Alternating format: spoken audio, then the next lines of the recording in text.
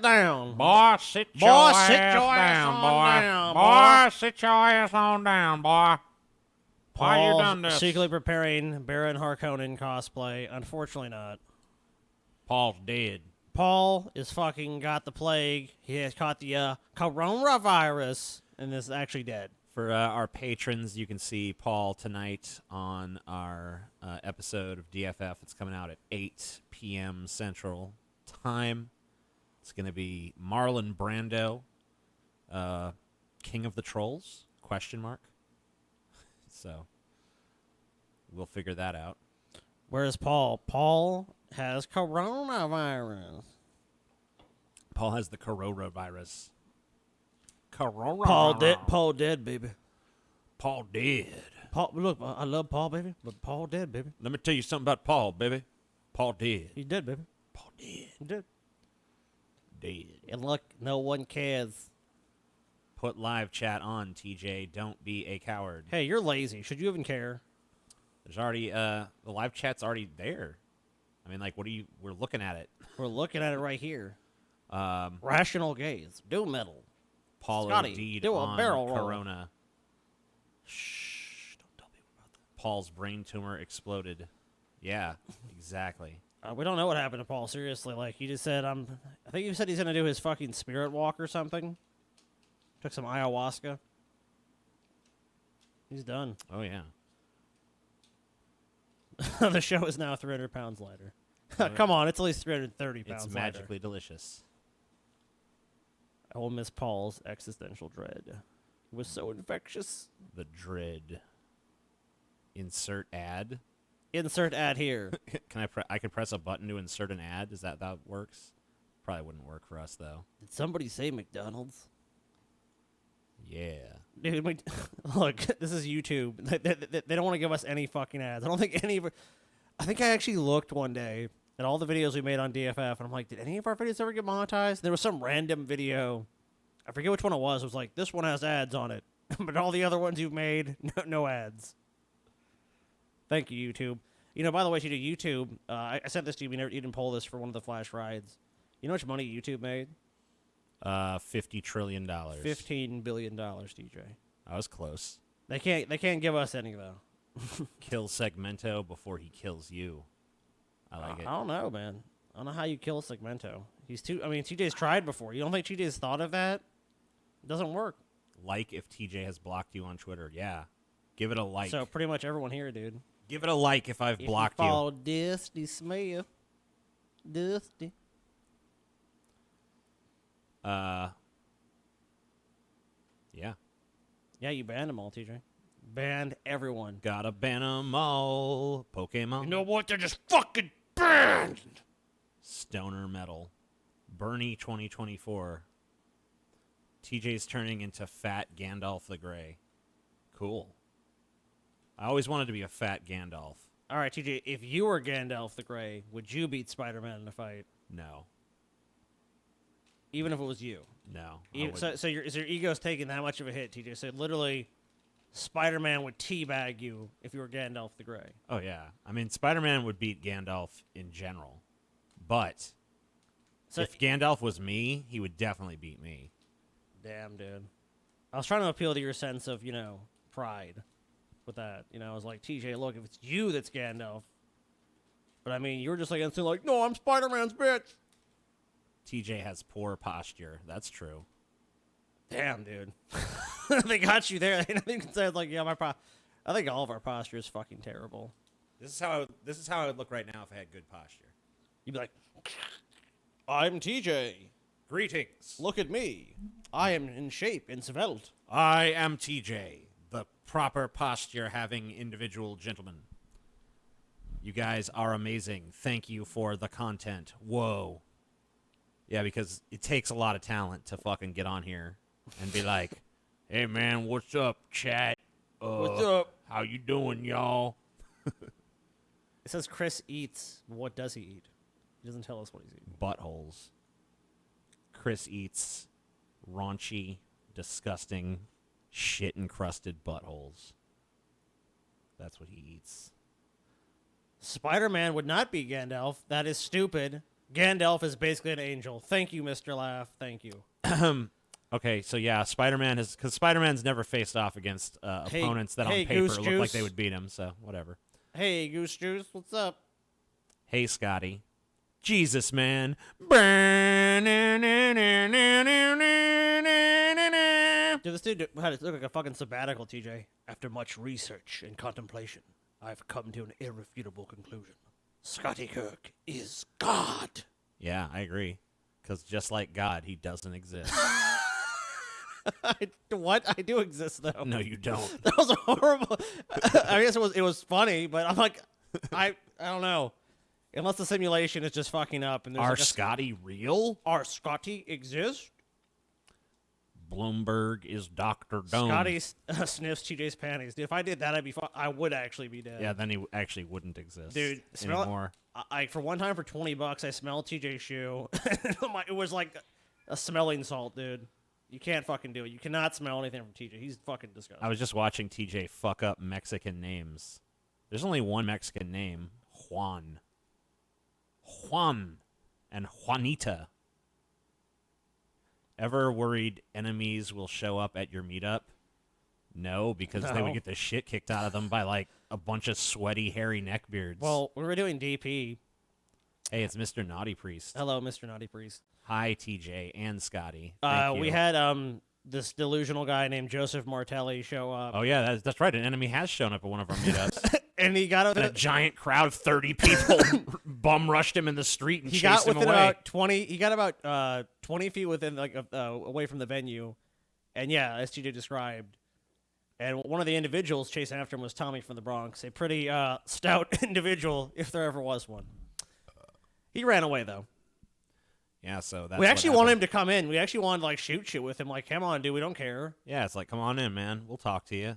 I mean, I don't care. But then a crowd of people rush to beat his ass. So if you're an enemy, probably don't do that. That's a bad idea. But that was great.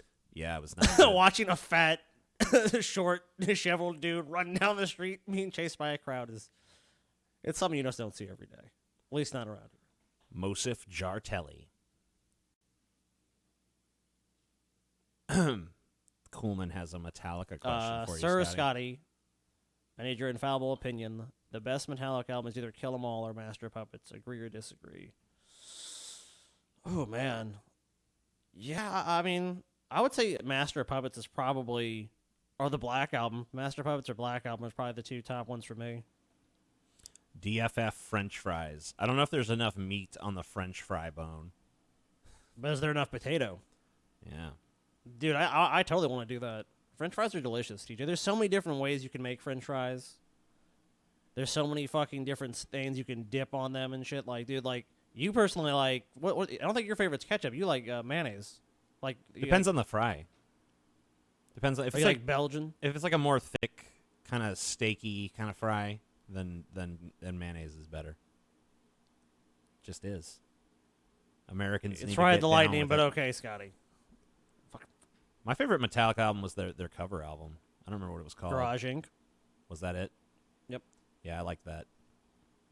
I feel like they did pretty decent. I mean, like a lot of times I felt like they surpassed the songs they were covering, so that's about as best you could do on a cover album.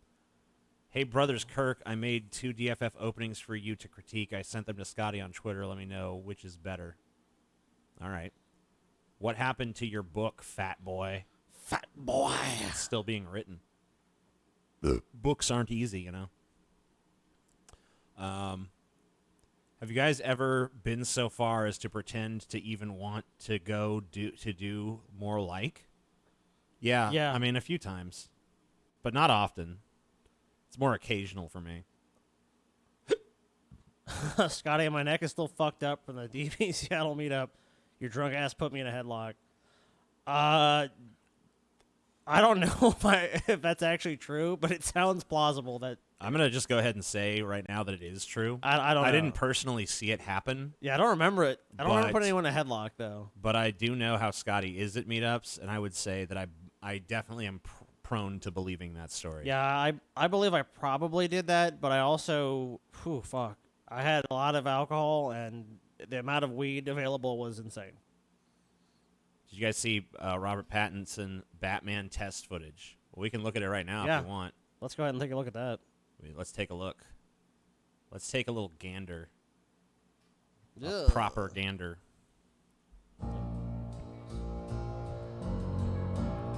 I like the music. Let's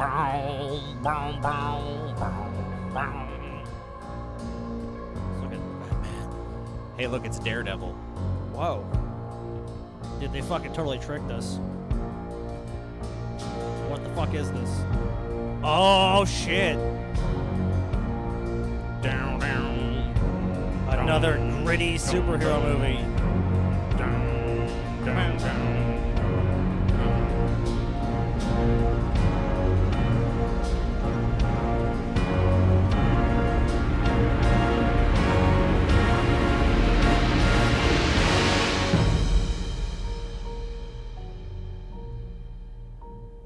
The music is badass. The costume looks all right. I mean, it's a Batman costume. We'd haven't really seen it. I mean, Robert Pattinson looks okay in that the reddish costume. That reddish light is always like a super flattering light. So I like to see it when they actually come out with like a teaser or something where they show Yeah. him as Batman and lit properly. I guess I should get rid of the this camera. Yeah, here. this is just the the empty box. Woo! We'll just have a big gap. Oh shit! Now you can see that the curtain doesn't reach all the way.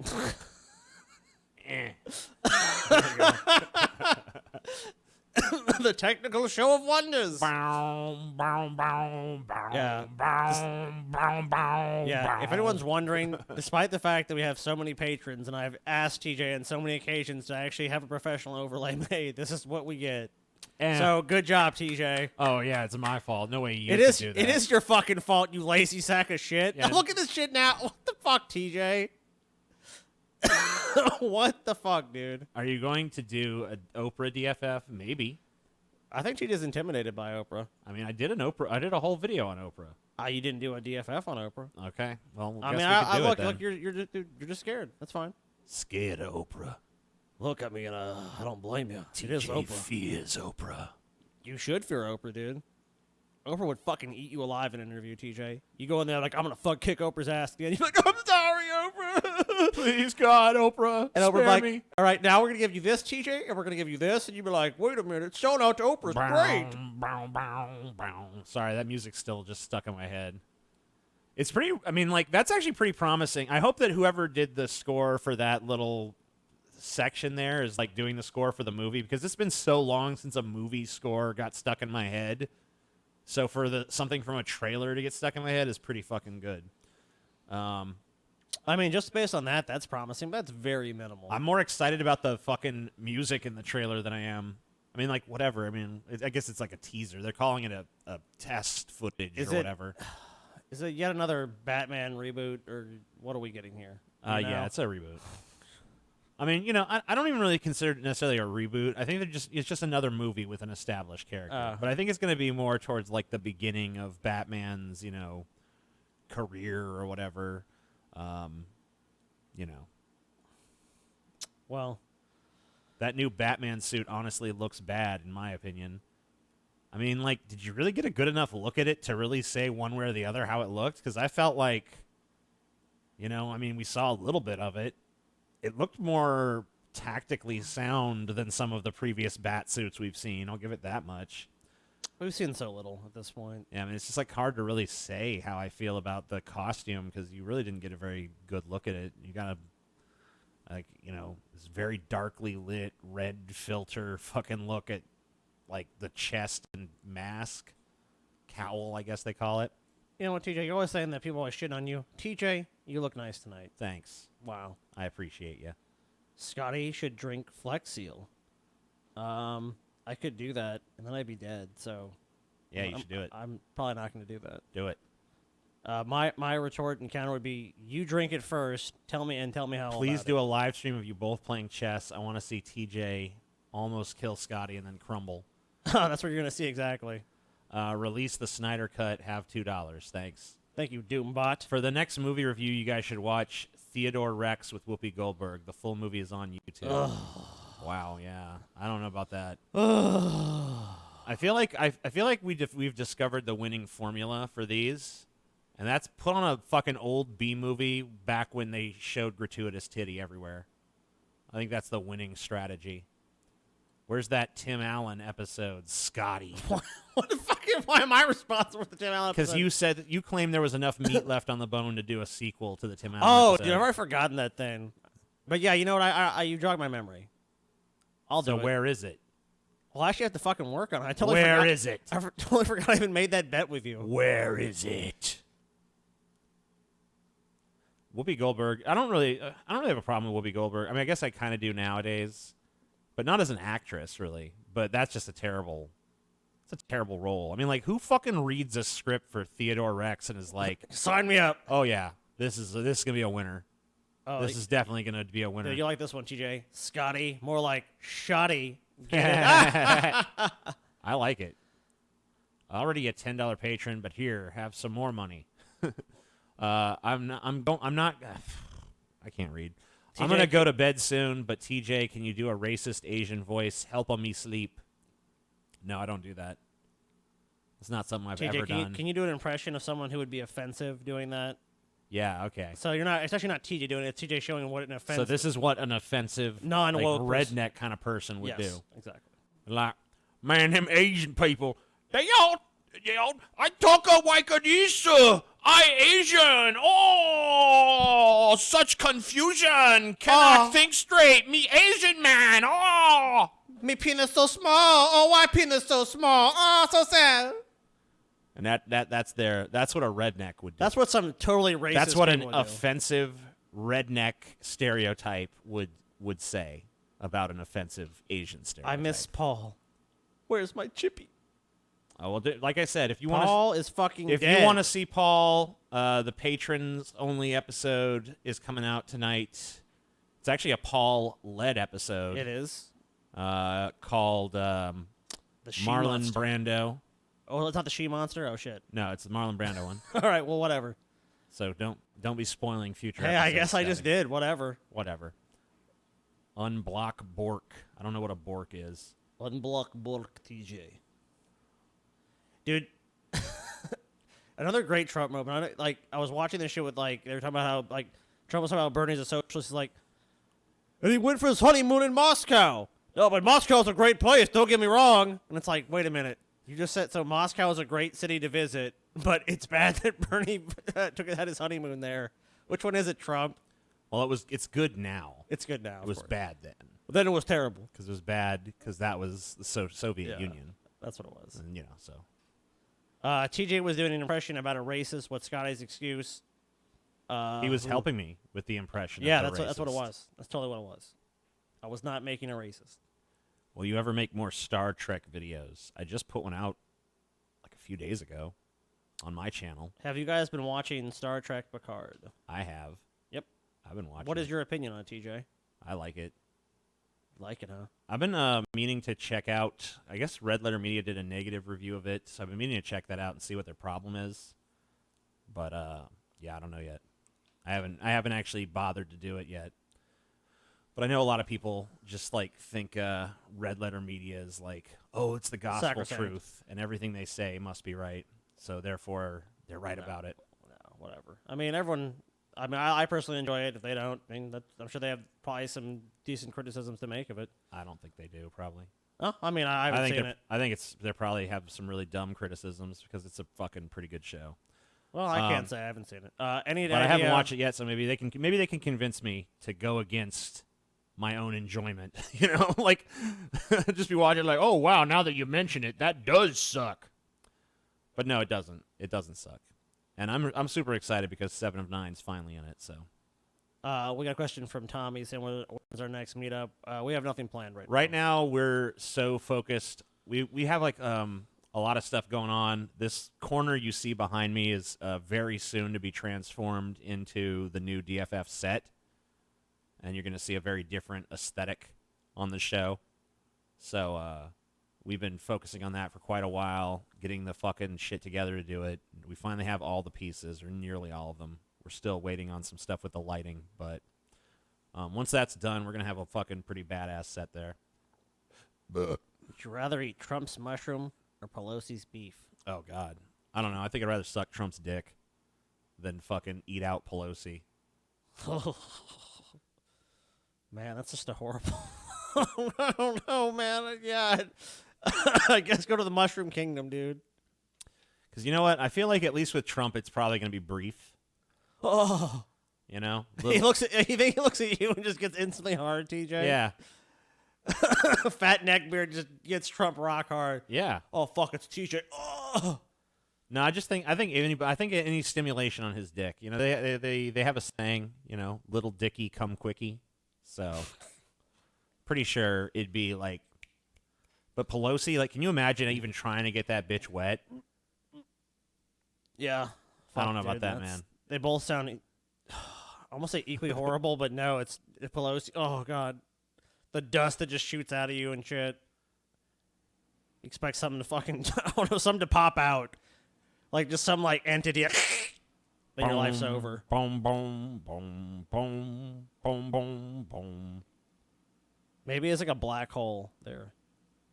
You just get fucking sucked into a black hole into the next fucking universe. I'm not sure Trump can get hard at his age. They have pills for that now, dude. Dude, Trump's going to be rock hard. What are you talking about? He's a fucking president. And also, I mean, of course Trump could get hard. He's in perfect health. Not trying to troll. I'm just curious. Is Dank D&D still in the works? Yep. Yep. It is. But we're working on this set here, and then we have some work to do on the other set. So that's where we're at with that. Oh, yeah. That part of her is fossilized. Where's Paul? Paul, you know, me and Scotty are like incels, so we spend our Valentine's Day alone. But Paul, of course, being the Mac daddy that he is, I mean, he's got is multiple off bitches. plowing like 50 bitches. I mean, Paul's got to do what he's got to do. Are you guys going to do more Dank Dungeons and Dragons? Oh, man. We just answered that. I watched the first 4 Stone to Oblivion. I need more. Paul is the greatest DM. Yeah, you're going to see more of that. It's going to blow your mind. We've had a studio that's been done for like months now, or like basically done, but it's just like the devil is in the details with that shit, and there's just a lot of little things that we still need to get a hold of. And you know, we had to fucking find someone around. Like, there's not a lot of videographers in Louisiana, strangely enough. So it took a while to find someone that could actually, you know, do the proper job of shooting it. But we've got all that kind of like 99% nailed down. So, you know, we're hoping to have something out there pretty soon. Yeah, just kind of a matter of time. You know, like I said, we're redoing the set here, and they have another. I mean, we've been super eager to get it done. I mean, like, we were really hoping to have something by the 1st of this year.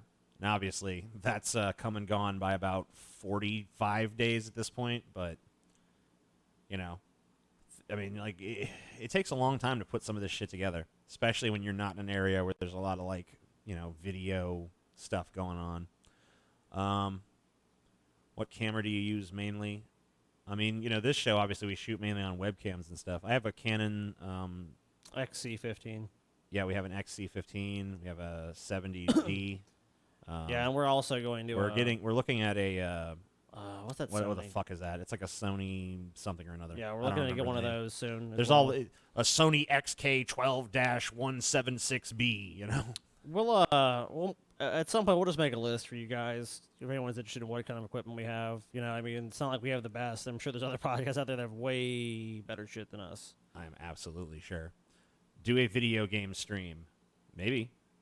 Yeah, I mean, if this was kind of impromptu today because originally today we were going to shoot some more DFF stuff, but Paul was not feeling well. Paul was sick, and he was sick. Yeah, probably sick of us.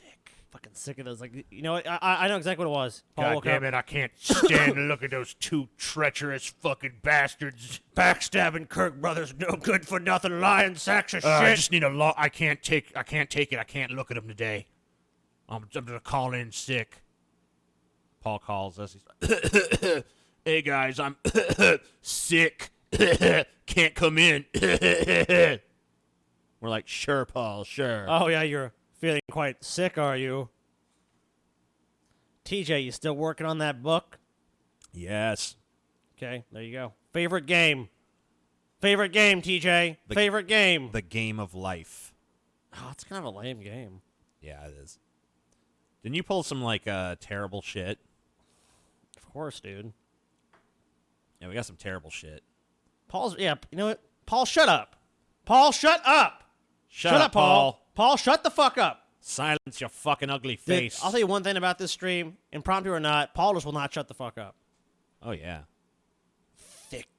Thick, not sick. So what is this piece of shit? What is this thing? I don't know. I actually didn't pull this one. I thought you pulled this. I didn't pull it. All right, well, it's pulled. Whatever. Hey guys, do you ever wonder why lawmakers who claim to be pro-life make it so hard to live life?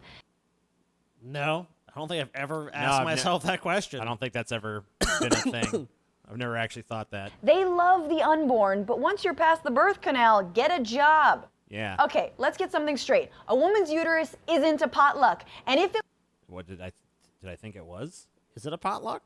I don't You know. go there and be like, to the uterus and be like, I brought mashed potatoes. What did you bring? You know what I really like about the pro-choice position on this is that, if they ever get their way, then I just don't even have to think about this. I don't want to I don't want to think about women's reproductive rights. I just think it's their business. Woman's body, woman's choice, all that bullshit. She can do whatever the fuck she wants. I don't have to be concerned about it. I don't have to hear about it. I don't have to think about it. It's not on the table for me as an issue, so I could just be like, yeah, that's them. As someone that chose not to have offspring, TJ, not to procreate and all that. Well, how do you feel about the issue of this one that's brought up a lot of times by MRAs and other people like that? Okay, so let's say the people have sex, the woman gets pregnant, and the man's like, I really want the kid, and the woman's like, I want an abortion. What do you think? You think it's just even in that case, that guy has no. It's just it's not your body. That's it. I mean, if he wants it, he can go fucking Arnold Schwarzenegger that shit and fucking get it juniored inside of him. I don't know. I mean, I don't see how I have the right to go to somebody else and be like, you must fucking do this arduous process for the next 9 months, and just that time is mine because I have half claim to that. Even thing. if you're killing a life, TJ. Yeah. Wow. There's enough humans. I don't need any more. If it was, then men are the kind of guests that only bring paper plates. The day it should be necessary to get what's wrong consent with from the paper father plates? is the day we invent the male uterus. We'll call it the deuterus. Until then, Sweet. Yeah, deuterus. Yeah, give those See, guys. there's a solution for you. If that guy has the deuterus, Transfer it to the deuterus, dude. Yeah, and if that guy wants to carry it around for 9 months, that shows he's really committed. our bodies, our choice. Is ending the life of a human fetus moral? Yeah. Let's begin with this question. Does the human fetus have any value and any rights? No. Now, Kill it. I mean, yeah, it has value for medical research and stuff, right? I mean, yeah. no value. You can Kill use, it. You can use stem cells and stuff to help with other like degenerative diseases and. Well, you're things basically like basically the argument is there an inherent value to a human life? No. If you answer no to that question, then Now, it's a scientific fact that a human fetus is human life. Those who argue that the human fetus has no rights say that a fetus is not a person. Okay. But even if you believe that, it doesn't mean the fetus has no intrinsic value or no rights. I mean, what is intrinsic value? Yeah. I don't think anything has intrinsic value. I mean, I'm a nihilist, so I don't believe in intrinsic value as a concept until someone can fucking demonstrate it to me. But does it have rights? Do you think that? I mean, whether it has rights or not, should we protect that life regardless of whether that? it has rights or not is up to the society at large. You know, if society says it has rights, then it does. If society says it doesn't have rights, then it doesn't. That's determined by laws and shit. Well, I mean, just Rights are something that's like outlined by, government documents. So would you say that being pro-choice means you don't? Well, I mean, that's not something you don't find it has value, but you would also find that at the same time that it doesn't have the right to be opposed to that because it can't make a sort of conscious decision not to be aborted. It can't be consulted in the matter of like, we want to abort you. What are your feelings on that? Right. I mean, maybe it's conscious to some degree, like maybe it has minimal levels of perception of reality, but that's not enough. Where Well, we'll just like, if it has rights, then you can just take it out and set it out there and be like, hey, go do what you want in the world. And then it just dies. And you're like, okay, well, I guess it wanted to die. It can't take care of itself, right?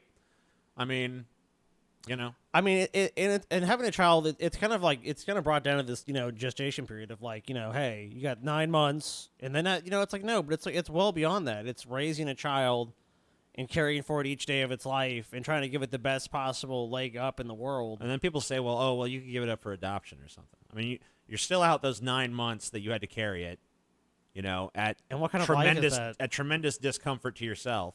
It's not the same, and all that other stuff. But then people who've been adopted, but even after you fucking put it up for adoption, there's no guarantee it's even adopted. Like a lot of kids are raised in the fucking system. Yeah, never adopted. And they grow up being shuffled around from foster home to orphanage to orphanage, and it's a miserable fucking life. And you have someone who grows up basically not being cared for by anybody. Not having any sort of anchor in their life, and especially for children, that's very important to have a routine and have something normal they can kind of understand. And when you take that away, that's why you have a lot of people who have grown up in the system have very hard lives after. And there's always the inspirational stories of people that, didn't really have much of a family, no one that really could look after them and care for them, and then had someone take them in, and then, great results have, come from that. But that's more the, exceptional story that's made into a fucking Lifetime movie or something than the rule. There are many living beings that are not persons that have both value and rights. Dogs and other animals, for example. And that's moral argument number 1. A living being doesn't have to be a person in order to have intrinsic moral value and rights. All right, so intrinsic moral value, I just dismissed that offhand. As far as rights go, once again, the rights of animals are defined by society. Like, society says what a dog's rights are. Let's be honest. And they're basically not much. I mean, like, if I walk out to your neighbor's house and kill their dog right now, I'm not going to be charged with fucking murder. They're not going to be like, put him away, 25 in your life. If you go and shoot your neighbor's kid, that's going to be a way different fucking story. Yeah, I mean, like, obviously, animal rights are not on the same level as human rights. There are some animal rights, but, I mean, there's plenty of animals that have, like, I mean, like, if animals had these intrinsic rights where we really, like, go look at one of these fucking tear-jerky, like, PETA videos of, like, this is the inside of the slaughterhouse, and you see the fucking pigs all, like, in miserable conditions, mucking around in their own shit, and not only that, being abused by the people that work there, who are just like, fucking worthless sack of shit animal, fuck you. Because I mean, like, yeah, well, if you work in a fucking slaughterhouse, like, what do you? I mean, you're not gonna be able to handle it if you have a sense of compassion and fucking mercy towards the pigs. I mean, and think about this: what is considered one of the most reprehensible events in human history, the Holocaust, right? Right. Where people were basically treated like animals. Yeah. And that's like known as like the most immoral possible thing you can do to a person. And it's like, so, but every day. And we do that to animals. It's as just a like, nor- as a- yeah. Yeah. I need my fucking Baconator, so yeah, that's fine. Kill that fucking thing. Kill 10,000 of them. Kill 10 million. Doesn't matter. Destroying the planet, fucking whatever else, it's fine. But we're all guilty of that. I mean, like, maybe I'm not innocent. I fucking have. Yeah. I ate some bacon yesterday. That's why I ate bacon today. Now, doesn't So I it- can't claim some moral superiority on that shit. I can't be like, oh, not me, though. I don't like it, and I mean, I wish that they. I mean, if there was more Gotta change, TJ. if there was more ethically sourced bacon, I'd eat that. No, you wouldn't, Duke. So if it cost $1 more, your cheap ass would go like, get the abused bacon. Get that abused pig right there. I'm not really a value shopper, so I don't really think that's true. But whatever. When challenged with this argument, people usually change the subject to the rights of the mother, meaning the right of a mother to end her fetus's life under any circumstance, for any reason, and at any time in her pregnancy. Yep. Is that moral? Yeah. It is. I think it is. I mean, it's totally fucking subjective, but in Yeah. my opinion, yeah, that's more moral than the alternative that's been laid out for you.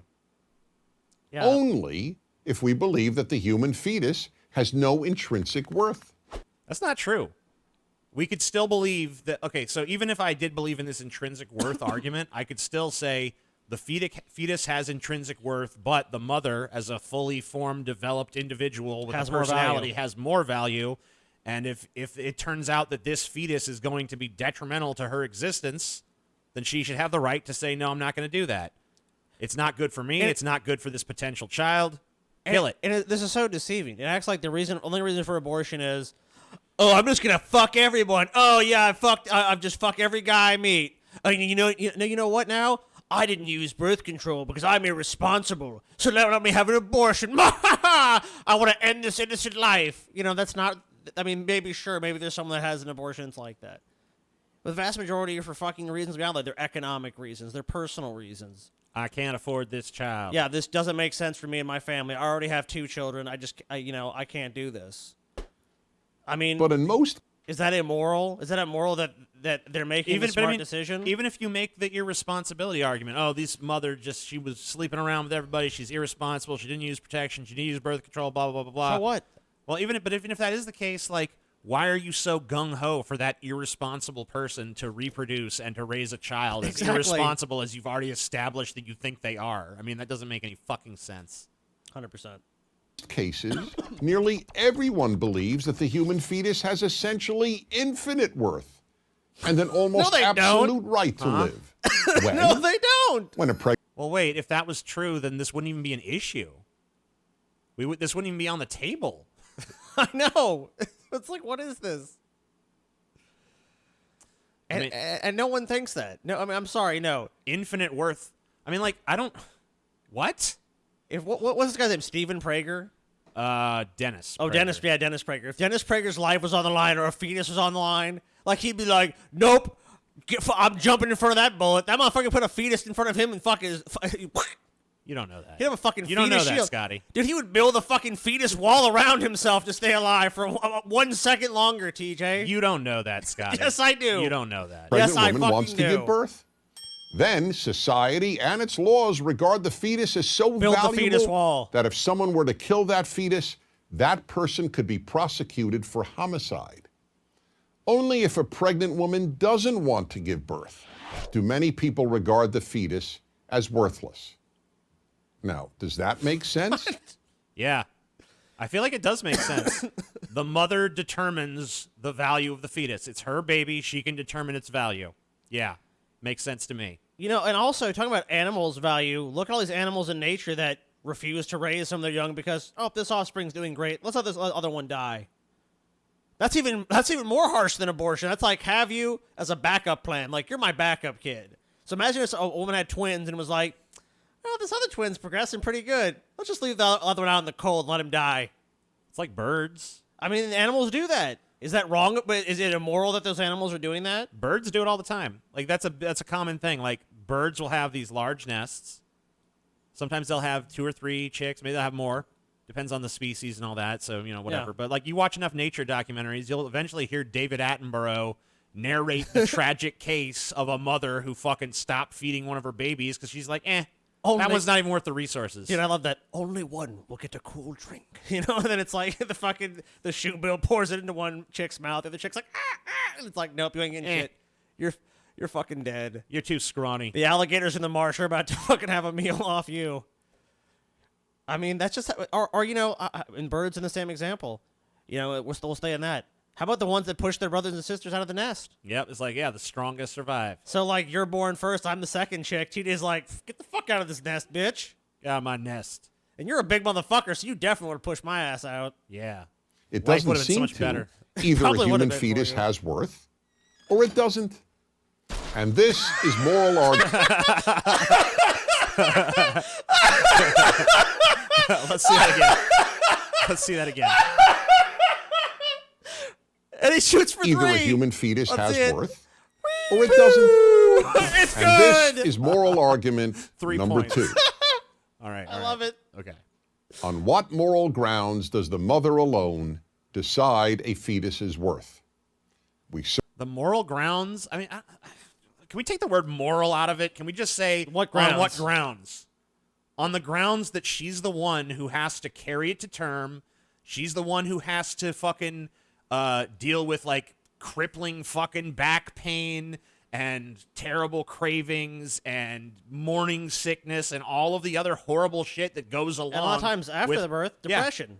Yeah, postpartum depression. I mean, there's so many stretch things. marks, weight gain. I mean, all the things that she might not want to And fucking also, deal then with. she at that point will probably feel, most women, morally obligated then to care for that child for the rest of its life. I mean, whether they wanted him or not, like most people have some sort of like, you know what, like this is my kid, I have to take care of them. I can't just go, well, fuck you, die. And that's kind of what they're just counting on here. It's like, well, even if you don't, it's a blessing. It's not a blessing for everyone. Not everyone wants to have fucking children. certainly don't do that with regard to a newborn child.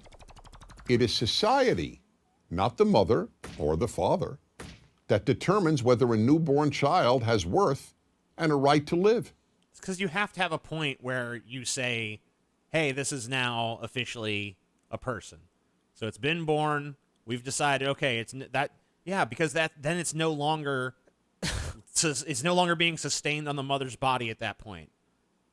So it's like a little free agent in the world. It still needs to be cared for, but the mother can fucking at any time be like, I waive my rights to this. I don't want it. Take it away. Take it away. Yeah, I So mean, she's still got an out at that point. when a baby is born, it's just different. It's like they're alive, they're here, they're a person. I mean, they might not be doing much. So if but you have a newborn that you can't fucking care for, or you just don't want to care for it, you can go take it. There's like lots of places in this country you can abandon it at a fucking fire station. There's like baby drop-off boxes in some places for mothers who want to abandon their kids. You could put it up for adoption. There's other options. But if you're 3 months pregnant and you feel the same way, there's no other option. You either have to carry it to fucking term or you can get a fucking abortion. So get the fucking abortion if that's what you want. So the question is, why should that be different before the human being is born?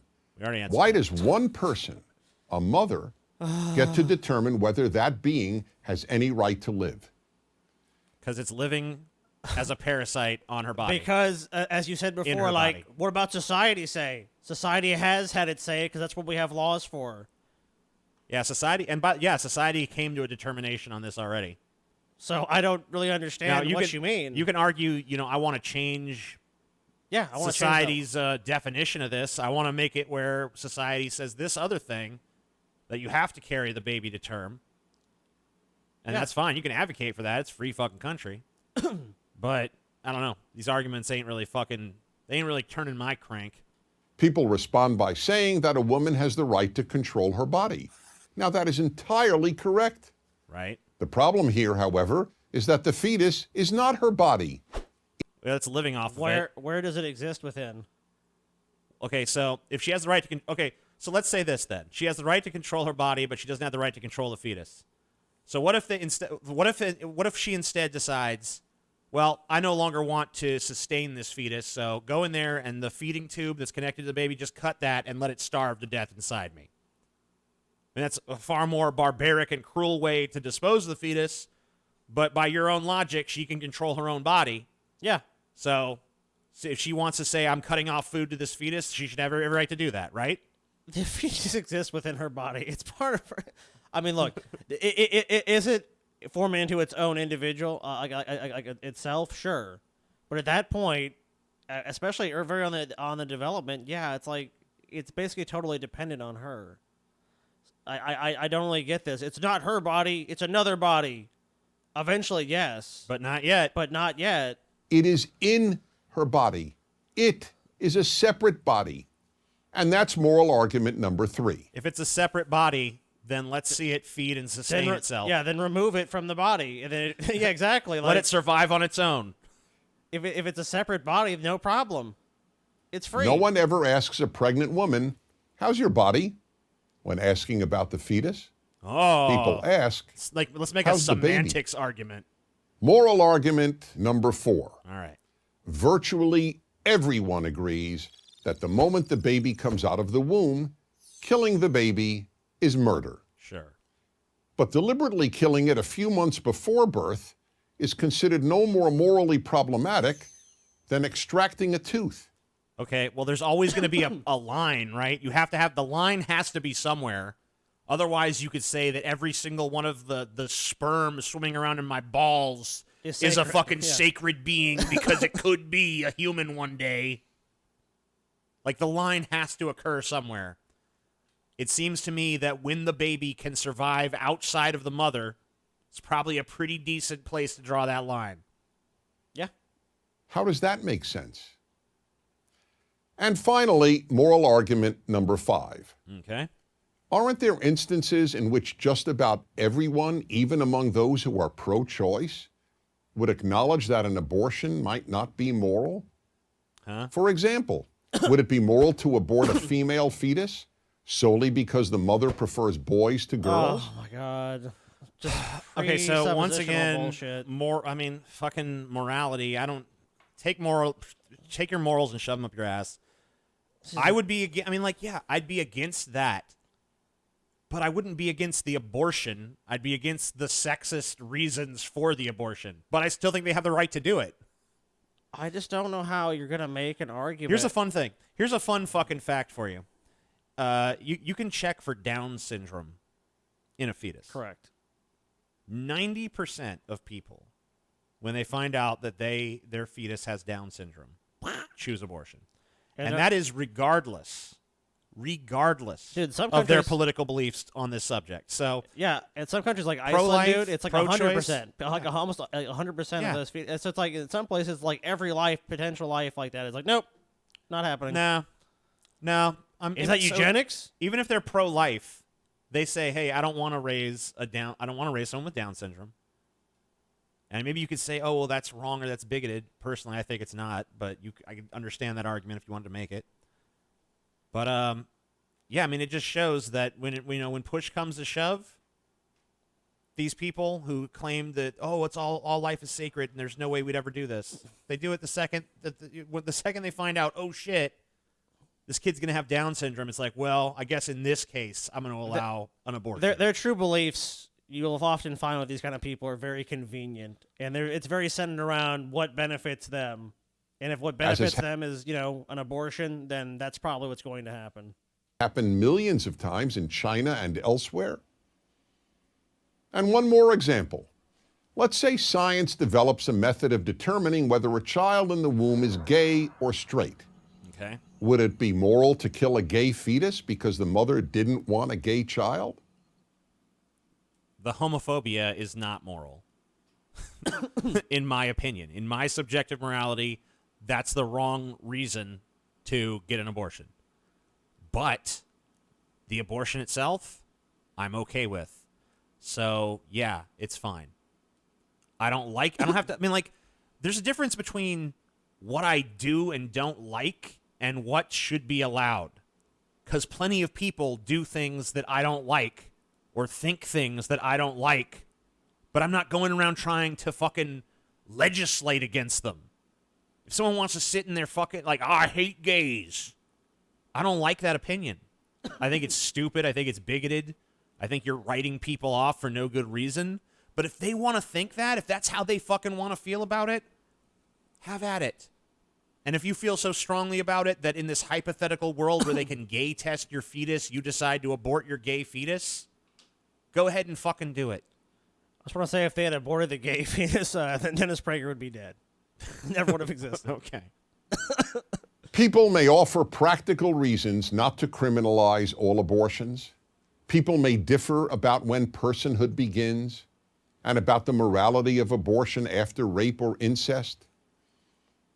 But with regard to the vast majority of abortions, those of healthy women aborting a healthy fetus, let's be clear. Most of these abortions just aren't moral. Oh. Oh, Good no. societies can survive people doing immoral things.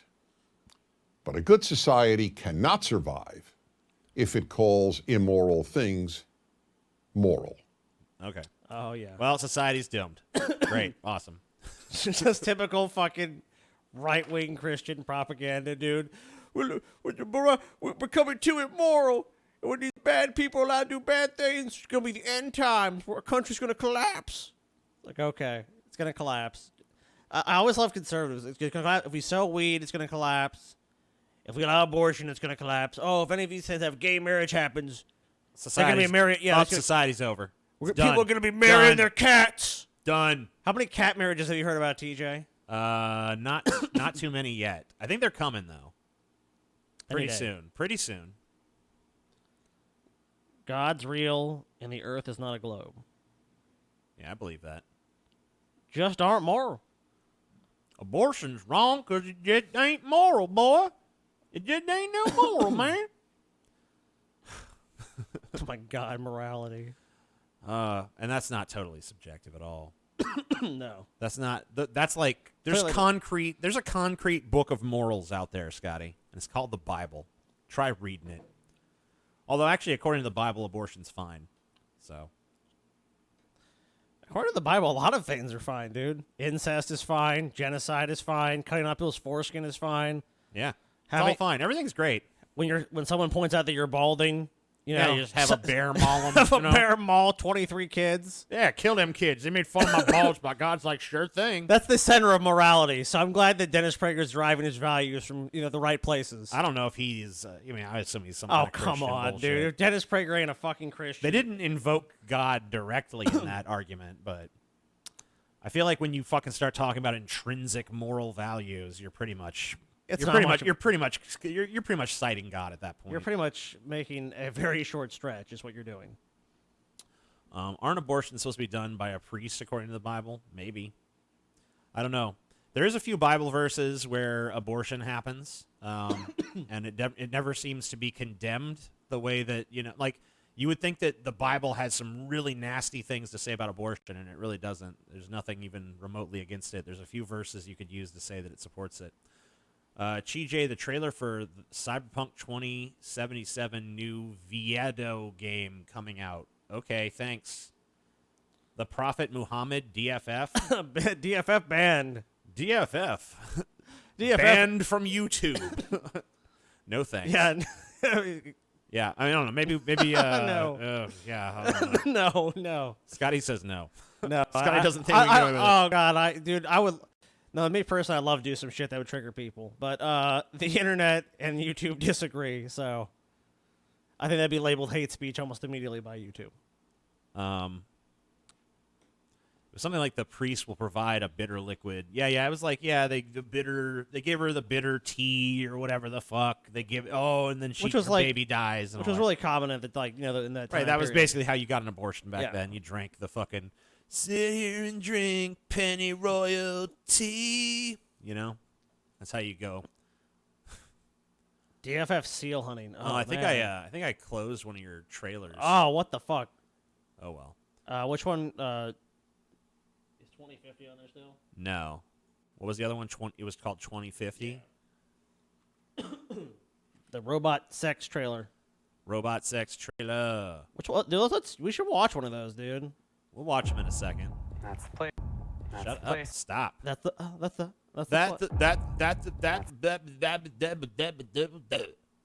Fuck me. crazy that hypocritical Christian morons care so much about unborn children, but they're still fine killing tens of millions of innocent civilians so that U.S. corporations can privatize oil. Now, don't you mess my free market. Leave the damn free market alone.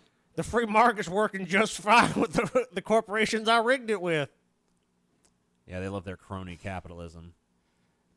Well, the best part about it is because it's such a fucking ego stroke. It's like, I'm winning because I'm better. At least when, like, the hardcore libertarians say free market, what they're talking about is actually something approaching a free market. Yeah, well, much closer. But when most conservatives say free market, what they mean is, like, their crony capitalism, where it's like government corporate collusion and we're all just supposed to love it.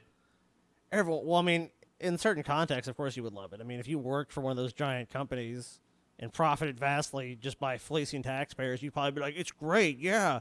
And, well, I mean, they're doing it legally, too. I mean, you have companies like Amazon that pay no income tax of any kind, but that's just okay. Look, dude, they're creating so many jobs. Oh, really, actually, they're kind of not, because they're just having all these temp jobs that, you know, really don't establish people that much. I mean, like, it's obviously just, it's slave wage shit. I like it. Well, that's what we need Paul here to do, because he'd be talking about let the nukes fly, or let's just automate everything. Everything's just a robot for every man, dude. Yeah, we need an angry Paul presence here. I know, it's just like... Things are too sedate without Paul here to yell and scream. Be like, God damn it, burn it all down! Let him fly! Let the fire cleanse the lands! I can't take it. God damn it, I'm so fucking... And Paul, was this because your mother beat you as a child? Yeah. Paul proudly wears that like wood spoon survivor shirt, dude. Yeah, like, I got beat with the spoon. I think Mama Parky fucking when Mama Parky was mad, that spoon found Paul's fucking ass, dude. It was like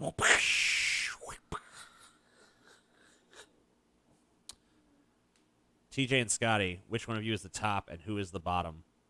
I think you know the answer to that. I'm glad he's not rambling into my ears. Okay. all right. Fine. Fair enough.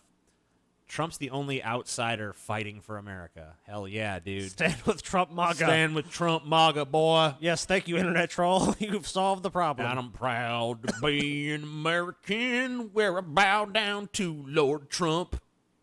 Present my big old butt to him, a juicy ass to hump. And he proudly shoot his load into me as I squeal like a pig.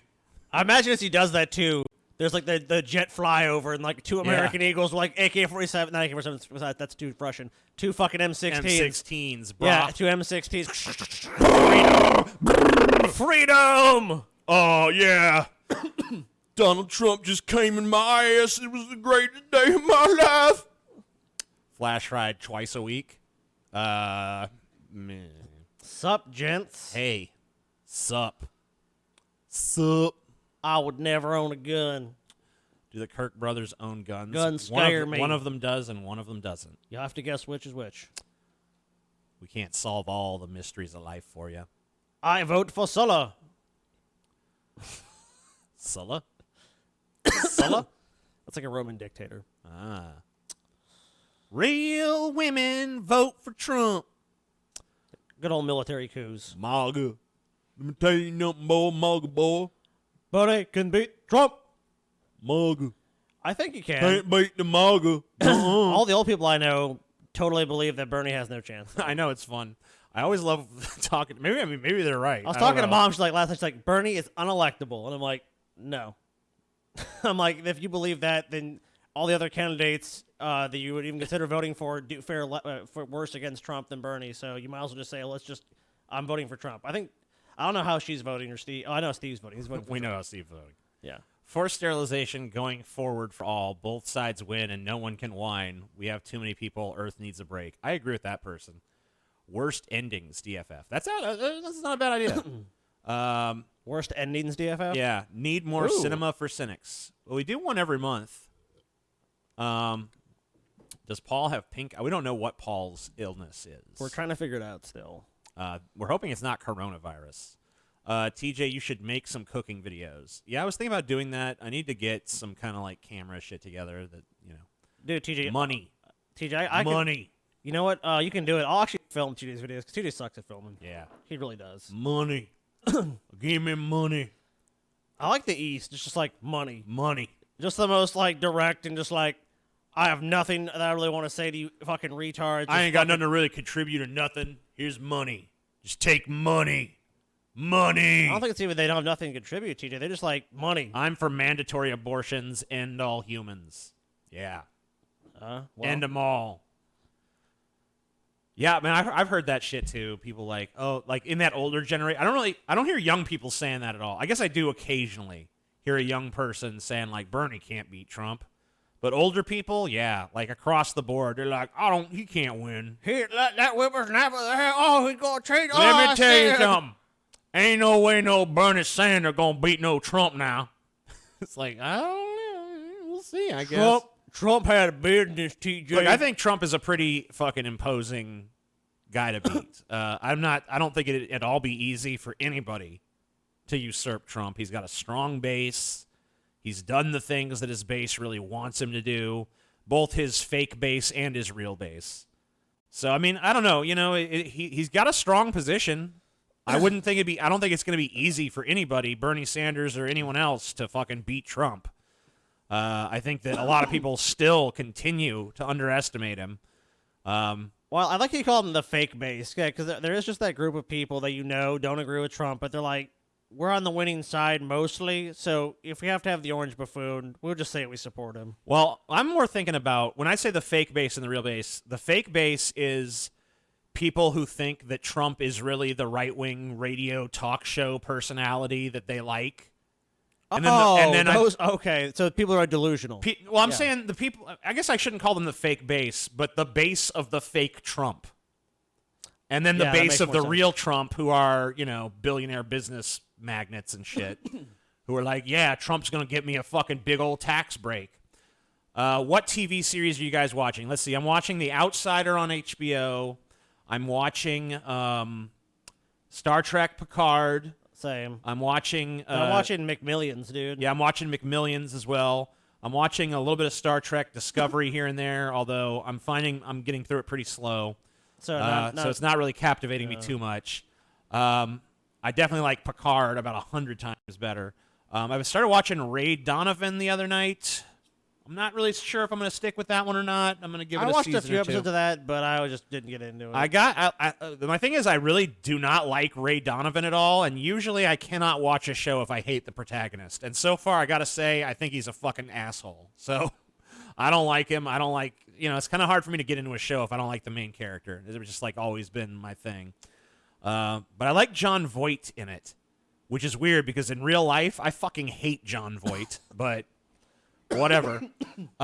When will Bernie get the message the DNC hates his guts and lending support to his primary opponents is a losing strategy? I mean, look, he definitely already got that message. I think Bernie knows that. He's made a conscious decision to do this blue no matter who shit. I mean, they developed a fucking... But you know what? I think Bernie at the end of the day knows that his base is not going to just anybody. Well, look in Iowa. They developed that internal app to fucking, like, we're going to count it too. I mean, right. Like, I mean, like, Bernie's campaign didn't develop their own counting app because they trusted the DNC. It's because they didn't. They don't trust the Democratic Party at all, nor should they. But, I mean, the public face of it is, we support them. And I don't know why that is. It could just be that Bernie doesn't want to alienate voters for when some of these people drop out. He doesn't want them to be, like, reluctant to go to him. More. Yeah, thanks, the East. I like the East. It's because Bernie is... a lot of people have criticized him as an independent. So they're like, Bernie, you're independent. You're not even really a Democrat. So but now a lot of those people are trying to push Bloomberg, who, Bloomberg is a fucking Republican. He's a Democrat of opportunity. So, yeah, exactly. He like looked at the writing on the wall like, where am I at in the world? It's weird because their support of Bloomberg undercuts so many of their Bernie criticisms. They're like, well, he's not a real Democrat. Okay, well, neither is Bloomberg. Oh, shit. Well, he's too old. Well, Bloomberg's the same age. Oh, shit.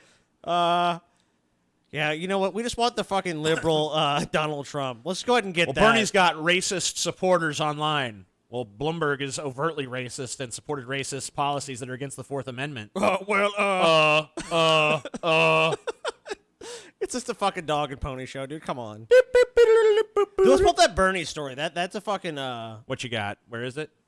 we're talking about like the moderates one. You know what I mean? Like, Oh, yeah, did you pull that one? Yeah. The moderates versus Bernie. So Bernie's running against 3 people. All right, I don't have that story, but I have the fucking shit that proves it wrong. Okay, let's So there was I don't know if you guys saw it, chat, but because Bernie Sanders won in New Hampshire, a lot of people did these things where they like combined Amy Klobuchar and Pete Buttigieg and Joe Biden into like one super moderate, and they're like, this hypothetical super moderate composite beat Bernie. It's like, okay, that's not how it works, but sure. Yeah, Bernie can't beat the moderate Hydra, so yep, that's how. And they're like, look, if these people weren't splitting the moderate vote, Bernie would lose. Dude, it's definitely the He'd graphic. lose one-on-one against any of them. The graphic I saw was literally like the moderate Hydra versus Bernie. It was Right. like, Bernie has 26% and stands alone with his shield and sword, and it's all like, then this Leviathan beast, like. But anyway, Yahoo News and YouGov did a poll recently to see how Bernie does head-to-head against any one of these people individually. And it pretty much totally just debunks and destroys the narrative they were pushing. So against Joe Biden, one-on-one, 48 Bernie, 44 Biden, 8 not sure. So that could technically really go either way. So, I mean, but, you know, like, if they split that, Bernie's a full 4 points ahead. So if they split that little difference even, like, Joe Biden would have to win pretty much all that gray area to fucking do it. So yeah, that's the best argument you could make. So honestly, Elizabeth Warren, we know Bernie's going to win that one. There's a bigger undecided there, and it's closer. So she probably actually, as the probably second most progressive candidate that could actually win, even though I think she's a fraud, she comes the closest to beating him here. If Bernie wasn't running, then she would have the progressive vote. Against Bloomberg, Yeah. it's 53-38 with 10 undecided. Against Pete Buttigieg, it's 54-37 with 10 undecided. That's just... Against Amy Klobuchar, it's 54-33 with 13 undecided. So Bernie literally did not lose a single one of these fucking one-on-one fucking hypothetical ballots. So I don't like this idea that you could just like, if Amy Klobuchar and Pete Buttigieg and all those, if they all just got together and formed a super moderate, that would beat Bernie. Nope. No, it wouldn't. Sorry. The facts are in. The poll has been done. It wouldn't happen that way. It just wouldn't. I've seen so many of these fucking polls, and it's like, it's interesting because like the news still reports on them, but it's like they always have some weird spin to it. Like go here, this article here. Go to the top of this article here. I want to see what the headline is. The headline is new Yahoo News YouGov poll shows that one's not Sanders' that strength bad. going head-to-head with rivals. And look, I've seen the mainstream media softening on Bernie a little bit as of late, as they're starting to realize, like, fuck, we might not have a choice. I don't think they do. I really don't think they do. So we missed a few super chats. Sorry about that. I'm going to try to find them. One is from Skeptical Jesus. What was the last really good movie you've seen? I need something to watch. I trust TJ's opinion, not Scoopy though. I don't know. The last really good movie I saw was the one we did a commentary on, The Warrior and the Sorceress. It's a fucking masterpiece. There's titties everywhere. You know what? Just to fuck with that guy, yeah, I recommend TJ's choice too. Did you guys Got you see there now, don't I, bitch? Did you guys see Tool in New Orleans? No, I didn't. That's all. I guess that's all we missed. Oh fuck, dude. I want to see that. Yeah, we Wait, missed it. Yeah. Someone asked DFF immortal animals plus could humans live forever? I don't know. Maybe we'll look at that. I don't know. Mayo cheat is still shockingly popular. Not really. I mean, like, there's still a segment of society that wants that really fake politician. I think that segment of society is shrinking, but it's still there. I don't know, TJ. Bloomberg is investing in memes. Bloomberg is a serious fucking threat to not just Bernie Sanders or the Democratic field. He's a serious threat to democracy itself. Because really, it's if someone like him can just literally buy his way into the White House, then we live in a fucking straight up plutocracy. There's just no doubt about it anymore. It's not even an oligarchy at that point. It's just outright plutocracy. We live in a country that's just 100% owned by the wealthy, and no one else has any say whatsoever. Let me set up a campaign, give it a $200 million loan, and then just now I'm a serious political fucking candidate. So I plan to seduce and screw Paul at the next meetup. Then I'll be his boyfriend. Then I'll be in your guys' life to one day seduce Scotty. That's my 10-year plan. Hey man, dream a little dream. If Bernie is going to lose either way, hypothetically, would you rather it be in the general or being cheated out of the primary? I'd rather him go fucking head-to-head with Trump and lose in the general election. I'd rather it be that. Because then at least America had its fucking... at least America at that point had a real fucking choice. Had a real choice between here's a liberal, here's a conservative, which one do you fucking want? Right now, it's like, here's a conservative, here's another conservative... Make your fucking choice, America. No, That's not a fucking choice, bitch. I will say this, TJ. A lot of the way people talked about Trump in 2016 is what they're doing with Bernie now. Like, a lot of the people are like, especially Trump supporters are really confident. Like, you know what? Bernie is the dream. Please let Bernie win this primary because Trump will crush him. Uh-huh. We'll see, bitch. And that's what they said about Trump versus Hillary. Just want to remind you guys, hey, maybe history repeats itself. Maybe Trump wins again. Maybe he doesn't. DFF, thank you, the East. The East has just got a lot of money to fucking spend. DFF, Bill Maher versus Howard Stern. Who's the biggest tool/sellout? I don't know that... I don't know that Bill Maher is a sellout. I think he just has become a moderate Yahoo in his fucking old age. I mean, Bill Maher's become very pragmatic. He like his thing against Bernie is like, even if Bernie's elected, he's not going to get anything done because Washington's so dysfunctional. We need someone who's super moderate, who's actually going to be able to work with these people and get at least some change done. Yeah, I don't know that Bill Maher in saying I think he's wrong, but I don't think he's necessarily motivated by like I'm selling out to the establishment for money. Howard Stern, I don't know. I don't really know. I mean, like, Howard Stern already has so much money. I don't know if he'd really changed because he wanted to sell out. I think he just wanted to have a more of a, like, I don't want my legacy to be farts and tits and stuff. I want my legacy to be I am a respected, interviewer or some shit. I mean, you know what? And he just got this self-important bug up his ass. Is NOLA worth visiting? All right, yeah, for sure. It is definitely worth visiting. I don't know if you necessarily should live here. Who the fuck is Bloomberg? Who the fuck's a Bloomberg? You know what? Just stay ignorant of all this shit. You're better off not knowing. Yeah, I'm just like, when you ask me that question, the only thing I feel is envy. Like, man, I wish I didn't know who Bloomberg was. What's politics? Like, you poor sap. I nearly came. Bill Maher's gross to me now. I can't stand his show anymore. Yeah, that's pretty much how I feel about it. Rave Dubin is the definition of sellout. Yes, that is true. I can't even argue with that. I love that. I don't have a counter argument. I love the Larry King fucking call, dude. Look, I'm all for giving people, like a tremendous benefit of the doubt on the sellout thing because you don't really necessarily know why people say what they say. But in his case, Sure. Yeah, he's a sellout. Dude, 100%. How taste of my pepe, pepe. I'm a classical liberal, TJ. I'm a classical liberal. So you're now a conservative? No, classical. That's like, okay. Who he has the most ads though? Yeah. I'm hearing from some people that they can barely even like fucking watch media without a Bloomberg ad in their face. From that Super Bowl one they put out. Yeah. Why do humans care about their legacy? You're dead anyway.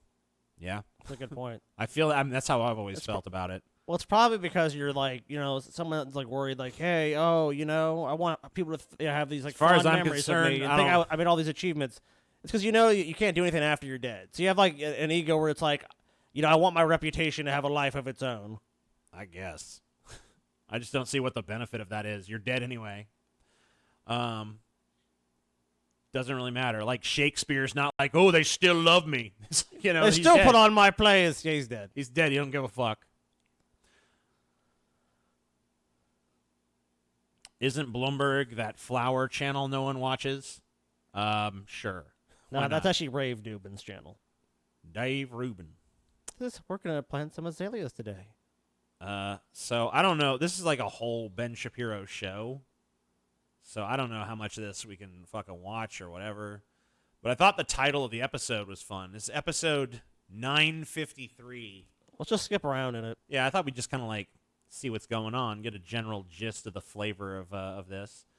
This is Ben Shapiro. The title of the episode is The Bernie Sanders Administration. So I'm assuming at some point he's going to be like, and then he's going to take us all to the gulags or whatever the fuck. So that's what I'm hoping for. Let's see. Has got the Democrats all hot and bothered. I mean, wow, Michael Bloomberg saying that he's a con man and a liar. Yeah. Okay, all of this is childish crap, obviously. But Trump does see Bloomberg as sort of his lead rival at the moment. And the fact that he is, and the fact that Bloomberg is willing to spend as much money as it takes in order to do some damage is something that has the Trump team at least awake nights. Okay, in a second, we're going to get to everything Bernie Sanders related because there is some Bernie Sanders news. Don't you just love that, though? I just love that part right there where it was like, who's Trump worried about? The other rich guy in the room. Like, how much more he got? $50 billion. His money dick is 62 times larger than yours. Holy Mr. shit. Trump. Oh, God, no. That's basically what it is now. Oh, It's fuck, no. like, what is this, the DNC strategy? Like, look, they got a billionaire, we'll get a billionaire, and our billionaire will beat their billionaire by being a richer billionaire. And the media just refused to accept this. They refused to accept this. I mean, Joe Biden is basically admitting this at this point, right? Joe Biden is now having to campaign on, guys, I'm over here, I'm not dead. Not dead, guys. Like, I'm not dead, please. Like, please don't leave me here. Please, guys, please don't leave me here. Here's Joe Biden's new ad. No one said the road would be easy. Well, actually, you kind of said the road would be easy. Like, that was sort of the widespread impression, is that the road would be easy. And as it turns out, It was a widespread impression of the mainstream media, maybe. Let's see. It's just going to be basically Joe all Biden. day. So why would you not get the best? Once you go Tommy John, you will not go back. There's underwear and Oh, okay, great. All right, yeah, Tommy John. campaign manager over texts, saying her immigration stances were too extreme. In fact, AOC is making him look bad. Why? Because she's going out there and saying we should just have wildly open borders. Right? Even for Bernie, she's saying the quiet part out loud. There's not a lot of the quiet part with Bernie. Right? Bernie tends to say the quiet part out loud, but AOC just goes out there and spills it. Right? So Bernie will say, we need a more tolerant and fair immigration system. And then AOC will be like, that means open borders, guys. Like, well. And Bernie's like, why would you say that? That is not a good campaign tactic. Is Bernie a robot? I am the Sanders. What? Yeah. Hello, Which way I am did they Bernie go? Sanders. Which How way? are you doing? I am the Bernie Sanders. Yeah, which way No, did no, they no, go? no, no, no. Like, come on, what the fuck is this? I am. Do not tell them my secret open border policy. AOC, you are upsetting me. Open the borders. Open the borders. Silence, AOC. No, don't tell them that. That's a secret. One world government. No, no, no. Communism. Bad. No, no, not yet. Moscow. Wait till we get the power, then we do the communism. Shut up, AOC. Shut up. Goddamn AOC. You're making it hard for me. Oh. The sweat pouring off Bernie's Oh, brow. Jesus Christ, no. Oh, Jesus, give me a spritzer. She's so popular on social media, but she's a fucking retard. Ah! She keeps telling them all my secret commie plans. Put on Matlock. Oh. Bernie just can't handle it. Institute. Riedel found that in total, Bernie Sanders is proposing $97.5 trillion of new spending in the Yeah. next 10 years alone. In the next 10 years alone. So let's think about this. In the next 10 think years, about it. we've been spending about $4 trillion a year. The United States government will spend probably on the order of $40 trillion. Bernie Sanders is talking about tripling the budget. Not doubling the budget, tripling the budget. He's talking about adding another $100 trillion to that spend. Okay, that's not Wait, I'm confused about the math here. You said you wanted to spend 97 over 10 years, and right now we're on track to spend 40. Yeah. That's not triple. Are you saying, or was it you're saying he's going to add 97 trillion onto the existing one? We have to see what he was quoting. I mean, what study says that? I'm sure it's... Let's go back a little. Let's find is out. the real story here. And again, the media have made a big boo-boo, and now they are in emergency mode. They're like, oh, maybe we should have talked about the fact that Bernie is an octogenarian socialist loon bag. Maybe we should have talked about all of that. Yeah, it's a little did. late What? now. What are you They talking did about? plenty. They said Bernie was unelectable. There's a number of media stories that are completely biased against Bernie that just is like, he has no chance of winning. He won't win. Sanders lags behind. His support is gone. He's, his fucking fans are racist. His supporters are racist. Breadline Bernie, Commie Sanders. He wants to turn us into a gulag. Yeah, there's a clear media Now, bias guys, because here. now the only person who's going to talk about it is Donald Trump in the general election, and it's going to hurt. Okay, so let's talk for a second. I know that you're full of shit because I know that you fucking consume a shit ton of media in order to fucking do your show. So you've seen the countless articles Articles upon articles upon articles. Bernie Sanders, crazy socialist. Bernie Sanders, unelectable. Bernie Sanders, too radical. Bernie Sanders, how you going to pay for it? Bernie Sanders, how you going to pay for it? Bernie Sanders, how you going to pay for it? Bernie Sanders, how you going to pay for it? Over and over and over again, ad nauseum. But according to Ben Shapiro, it's like, oh no, the media's just giving him a pass. No scrutiny. Just, this is Bernie. Well, the best part about that is that when you say that, how are you going to pay for all this spending? Because if Bernie got his way, this is all we would spend. Well, new report comes out, shows that Bernie Sanders is proposing $150 quadrillion in new spending per minute. Per minute, everybody. That's what I'm saying, but he's insane. That's also them pretending that every policy that Bernie could possibly ever have would be enacted, and that the amount they're estimating is also correct. which we I know. feel like if Bernie's elected, I totally believe all these things will just every law, everything's proposed, every Billy's ever proposed will just sweep into the land. Congress will stand aside and be like, yes, Bernie, you're dictator now. Pass the laws for us. Do as you please, Bernie.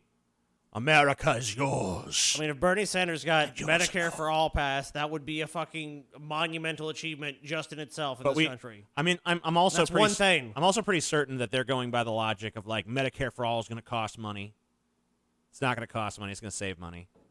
Study after study after study after study after fucking study is showing. Well, it's because they're talking about short-term spending versus long-term spending. Long-term Right. spending, it saves trillions of dollars. Short-term, it costs more money. Oh, no. Second, just about the cost of some of Bernie Sanders' proposals. So standforamericanow.com. They've done a good job of adding up. Standforamericanow.com. Let us see this source. Someone gave us $25 and says needs more Paul.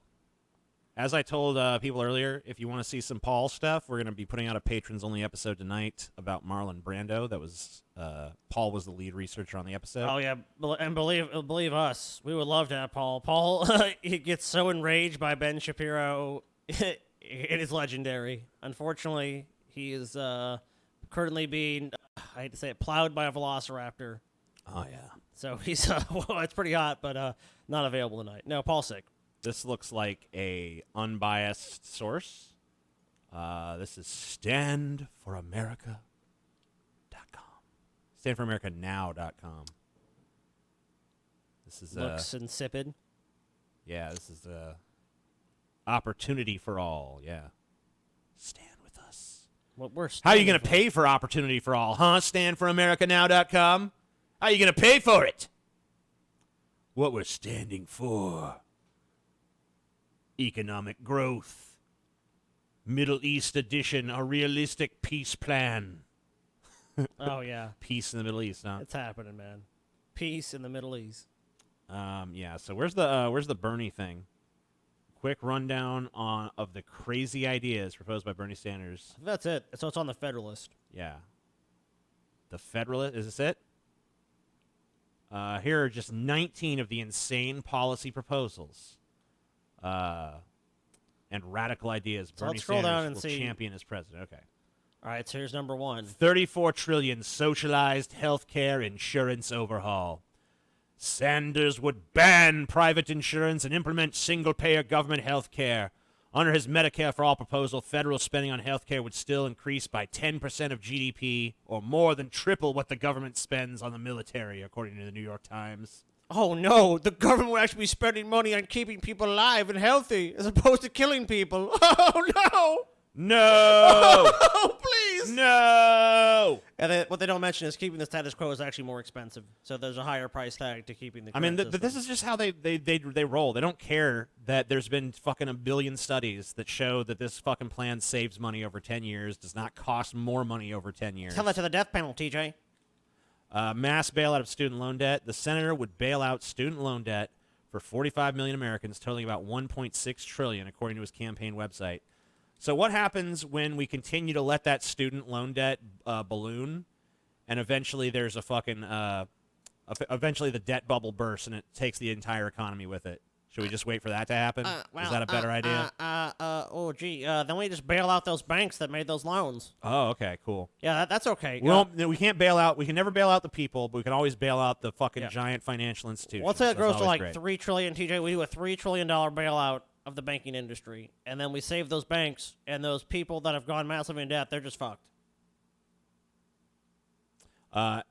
As with many, so making higher education tuition free. As with many of his policy proposals, Sanders oversimplified justification providing free colleges. Countries in Europe offer it for free. Why can't the United States? Unlike in Europe, however, tuition is precisely what made the United States the top country in which to study. Well, look, Bernie Sanders does not say he wants to make all colleges tuition free. He wants to make public colleges tuition free.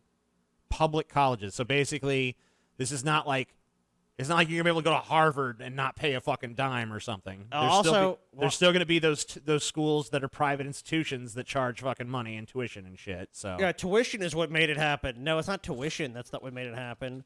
It's that the United States, for the last 10 years, I would argue, 150 years, have had a lot of economic opportunity for a lot of people. So setting their kids to be educated there made sense, even if it costs money. And even when we're talking about that time, tuition back, 100 years ago, if you index it for inflation, has increased astronomically. Implementing national rent control. Sanders' campaign has pledged to spend $2.5 trillion to build 10 million government housing units. He wants the federal government to further invade every state's housing laws and local economy by enforcing a national rent control standard. He proposes using the federal government to wage war against gentrification and zoning laws. So first of all, Bernie barely ever even talks about this. So I don't think this is necessarily a huge priority for his administration if it does come to power. But if it does, I mean, depending on the specifics of the plan, I'm for it. Bernie does talk about it a lot. He says there are 500,000 homeless people sleeping on the streets every night in this country. He does address it. He's saying, why do we have so many homeless people? Because so much of the housing is unaffordable. In most cities, if you look at the minimum wage, even by that state, it's almost impossible to afford a small apartment. That's why places in California you see fucking 50,000 people on the streets. That's why every city in this country has people living on the streets. And it's only increasing. And it's only just going to get worse and worse. And for someone at least to have an actual plan of let's try to stabilize this to some degree. I think the solution more than enforcing rent controls is building what he's talking about. There's not enough available housing for people that they can afford. It's in some areas, it's literally impossible to live. Instituting a moratorium on deportations. Sanders' immigration plan includes ending deportation of illegal immigrants and offering citizenship to the 11 million illegal immigrants already living in the United States. I mean, even Trump at one point was saying he would let those people become United States citizens, but he had some kind of ridiculous caveat, if the Democrats do this, then I'll give them this. So basically these people are living they're having they're being treated as a bargaining chip at this point. I don't know about this moratorium on deportations. I don't even know if that's accurate. Obviously, I can't imagine him supporting a complete moratorium on deportations. We're not going to deport anybody for any reason at any time. I think the policy position there is, if I remember correctly, is that they would put a moratorium on them until they had audited all of those, the processes. Okay, well, that's an important part of that fucking sentence then. Effectively abolish ICE and CBP. Yeah. So what? They're not truly even abolishing those. They would just roll them back. I think it did the State Department or something. When did ICE? When was ICE? ICE was formed in 2003 or something. This is not some long-standing government institution that has oh wow, this is so valuable to us. It's not. But yeah, I mean. Oh no, this is the worst one of all, TJ. Oh yeah, the Green New Deal. Forget about flying and hamburgers. So this is one of the most maligned programs you could possibly fucking talk about. The Green New Deal, which, the Green New Deal, there hasn't even been a law written yet. There's been a guideline written of here's some basic things that we think you need to. It was written along with this is a total scientists and shit. This is this fucking phrase that was used about banning all this stuff was from one internal memo draft or some bullshit that wasn't even end up used in the final language. That the conservative media just ran with. It's all they just want to ban everything. Gonna ban all your stuff. Sanders is a supporter of Representative Alexandria Ocasio-Cortez Green New Deal, which calls for the banning of fossil fuel energy production such as oil and gas, which is the lifeblood of American industry.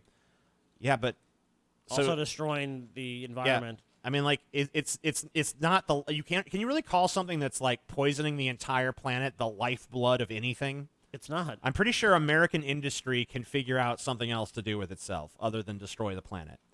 Like, maybe American industry should put this supposed great ingenuity that they have at their disposal the free towards market solving solve actual it. problems. Shut up, liberal. Let the free market solve the environment problem, if there even is one. And also, it does create jobs as well. Approaching abortion as population control. This is bullshit. Get out of here. By the way, if it was true, I'd support it. Admiration for dictators, communists, and breadlines. I think you're thinking about Trump. Putin, terrific guy. Sanders has long admired and praised tyrannical dictators such as Cuba's Fidel Castro and the USSR's Mikhail Gorbachev. In 1985, Sanders visited Managua to celebrate the anniversary of Nicaragua's authoritarian Marxist regime and often claimed that the real truth is not being told about Nicaraguan dictators in U.S. press. Well, it probably wasn't. I mean, like, a lot of these countries you're talking about have been the victims of tons of U.S. sanctions and tons of U.S. meddling. I mean, the entire reason that Fidel Castro came to power in the first place is because of United States meddling in that country. We were trying to once again install one of our puppet fucking dictators. And in fact, I think we already had a puppet dictator in there. And then Fidel Castro comes along and usurps it. It's like, oh, well, shit. Now they got their own now our puppet dictator's out. And I mean, like, how many puppet dictators? We got all these dictators around the globe that we love because they're our puppets or they're our bitches. You know, oh, yeah, we love this dictator, but these other dictators are bad. It's like, you know, we can't be like, Very selective morality. If you're going to say to fucking, Bernie Sanders is bad because he's too cozy with Fidel Castro. What about Trump then and can't fucking... you say that about Trump and Putin or Trump and Kim Jong-un or Trump and the fucking leaders of Saudi Arabia? I mean, like, you know, like, how come the right wing has its little set of brutal dictators that's okay? But, you know, that, I mean, like, I'm not... As far as these like super authoritarian figures go, I don't think anyone should be super nicey nice with them, including Bernie Sanders. But let's not act like the right wing in this country doesn't have its own little fucking set of acceptable brutal dictators, because they do. And most of them are far more brutal than fucking Fidel Castro ever was. Banning hydraulic fracking, which could cripple the economy. Once again, that's just what's right for the planet. You can't... Don't put the fucking... the economy is not more important than the fucking continued sustainability of the earth, and it would not ruin the economy. Yeah, by the way, Bernie Sanders actually dealt with that before. It's the Green New Deal, which is not... which is disingenuous how they represented it here, but with all... You don't think that would create jobs, too? So ending fracking is not going to destroy the economy. There's going to be different. There's going to be a transfer of what people are going to be working on. Issuing dozens of sweeping executive orders to implement major policies. Trump has done that. Obama has done that. That's an established Bush has precedent done at that, this point. yeah. Oh, yeah, Bush did it like crazy. Bush was kind of the guy that's really started pushing the executive orders hardcore. Yeah, executive orders, presidents have been doing them for a while now. And under the Bush administration, they took on new power. And you know what? If you had a problem with that, you should have challenged it constitutionally then. Because now the floodgates are open. So, yeah, that's what's going to happen. Hiking taxes, even on the middle class. All right, so with the money, like, Bernie Sanders would have to raise my taxes by, like, an insane percentage to cost me more than what it costs just to buy my health insurance. Just to buy my health insurance alone. So here's the part that he was quoting. So Sanders' agenda is virtually impossible to pay for, adding $97.5 trillion in new spending to an underlying $15.5 trillion projected budget deficit under current policies. Yeah, a lot of Republican tax cuts, by the way. Creates a 10-year budget gap of $113 trillion. Yet Sanders' tax proposals would raise at most $23 trillion over the decade. So just saying it's totally unfeasible. It can't be done.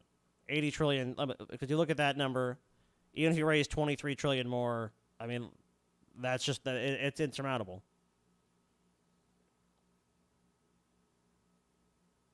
Oh, shit, TJ's fucking gone. I'm like, what the fuck is going on? And I fucking feel like just a whoosh of fucking cool air. I think TJ's outside fucking smoking. No, that's fine. I didn't even know you were gone. Number 13, making taxpayers fund political campaigns. The FEC no longer acts like enforcement agency and needs to be replaced to effectively regulate campaign finance. That's a good thing. Yeah, and to address the outsized influence large corporate donors have on candidates. America must move to publicly fund federal elections in order to ensure a fair playing field free of corrupting influence on large donors. Who Sanders the fuck says would on be his against website. that? Who Yeah. the fuck could conceivably be against that? I'm trying to see if they have an argument against it. They don't. They're just like, it's going to raise your taxes. You don't want to do it. So wait, we should be against using public funds to do this because why exactly? Like, don't you think that it's if we can ensure that our election, like right now we have case in point, Michael Bloomberg running for fucking president. He spent like $350 million on ads already. And he's pushed himself up to like 4th place in the polls. He's like just ascendant right now. Now, we don't know where his ceiling is going to be. We don't know if eventually he's going to like reach it. But like, imagine that this guy can just buy his way to the fucking Democratic nomination, buy his way to the fucking presidency. At the very with least, his $62 billion fortune. I mean, at the very least, you can buy your way into the conversation in a tangible way. And even if he fucking fails at doing that, he can easily buy a different candidate. He can easily go buy fucking Pete Buttigieg. We know his ass is for sale. Him and his 40 billionaires. So why should we be against that? I mean, why should we be against solving that problem? I'm not seeing a good reason. Allowing convicted felons to vote. Because it's hard to rig the deck then, TJ, that's why. You should allow convicted felons to vote. Are they U.S. citizens? Then yes, they should be able to vote. Eliminating electoral college. Yes. One person, one vote. The electoral college is bullshit. Land masses don't vote. People do.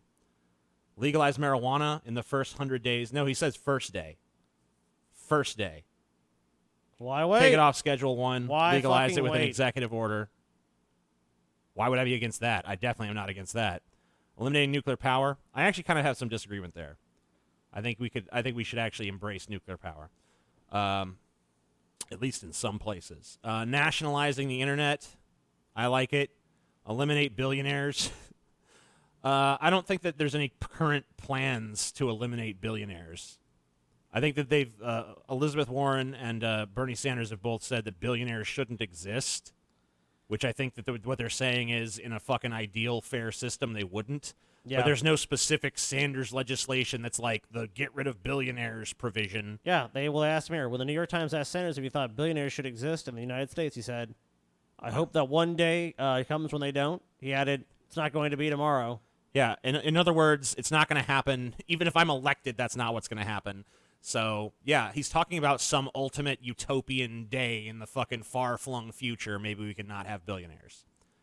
So, this is just a bunch of bullshit. It's a bunch of fucking conservative saber-rattling nonsense like, oh my God, fear, fear, fear, be afraid, be afraid. Don't be afraid.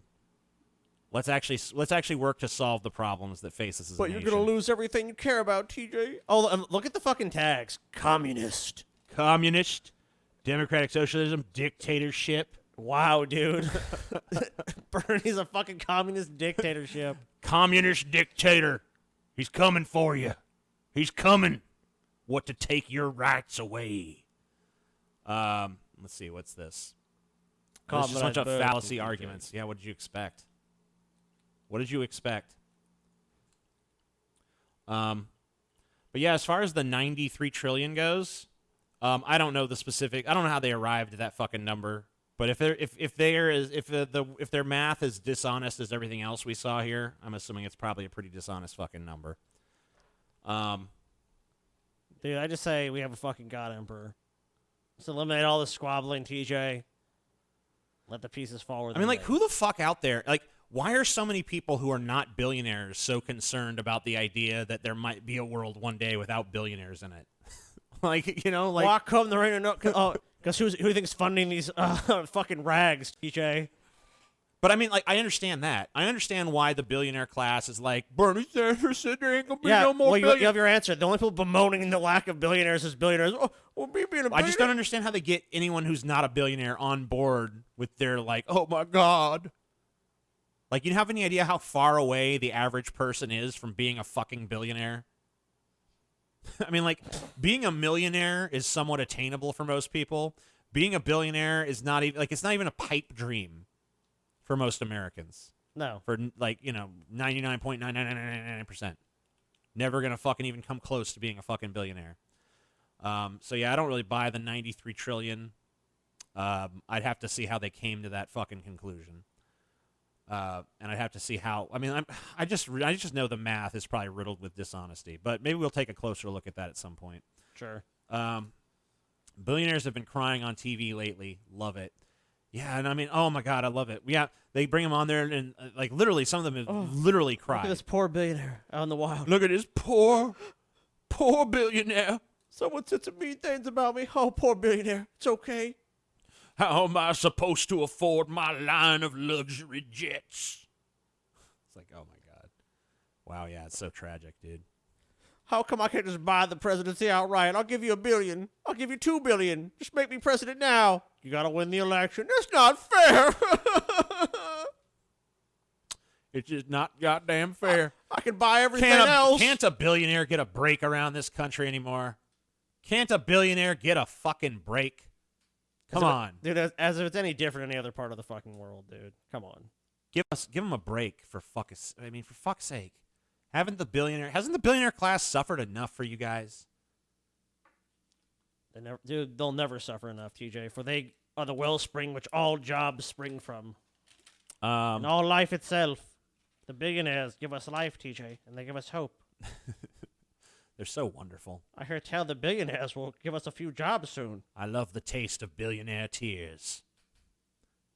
Cognitive dysfunction.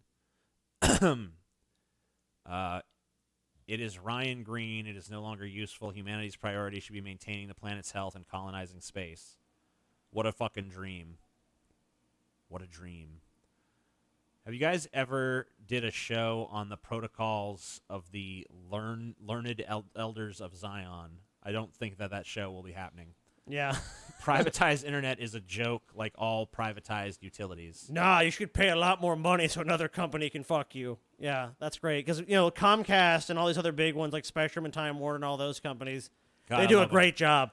They've been terrific. Dude. Oh, yeah. Remember, like, how's the game go? We subsidize you for hundreds of billions of dollars, and then you build shitty networks that you throttle and try to fuck people over again at every turn.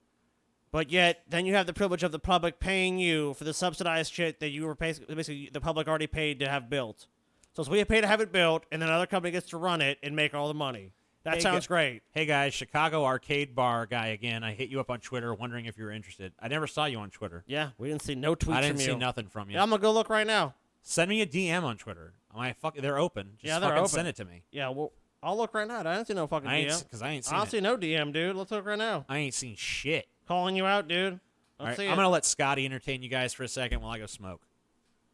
I'm looking at this shit right now. I don't have a message request.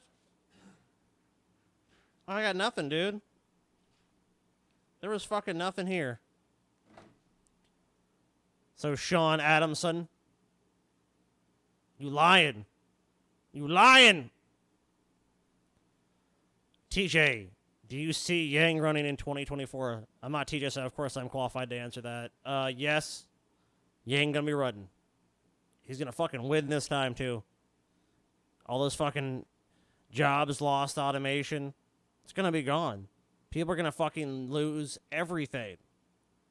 They're gonna want that $1,000. That's how Yang just sweeps in. He's like, look, dance, boy.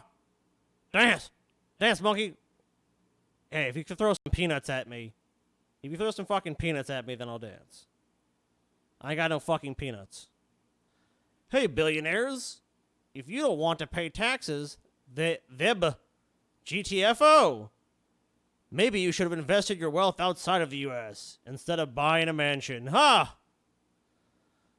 Hey, Scotty, if you ever do a Metallica episode, I request at least 10 dedicated minutes to shitting on Lars. Oh, come on, man. No, that should definitely happen. Lars is kind of... He's a piece of shit. Let's kill him. You the best, Scotty, holding it down while TJ dies a slow cancer death. A death slow from cancer. Kentucky just legalized medical marijuana. I'll be impressed if there's actually some, like...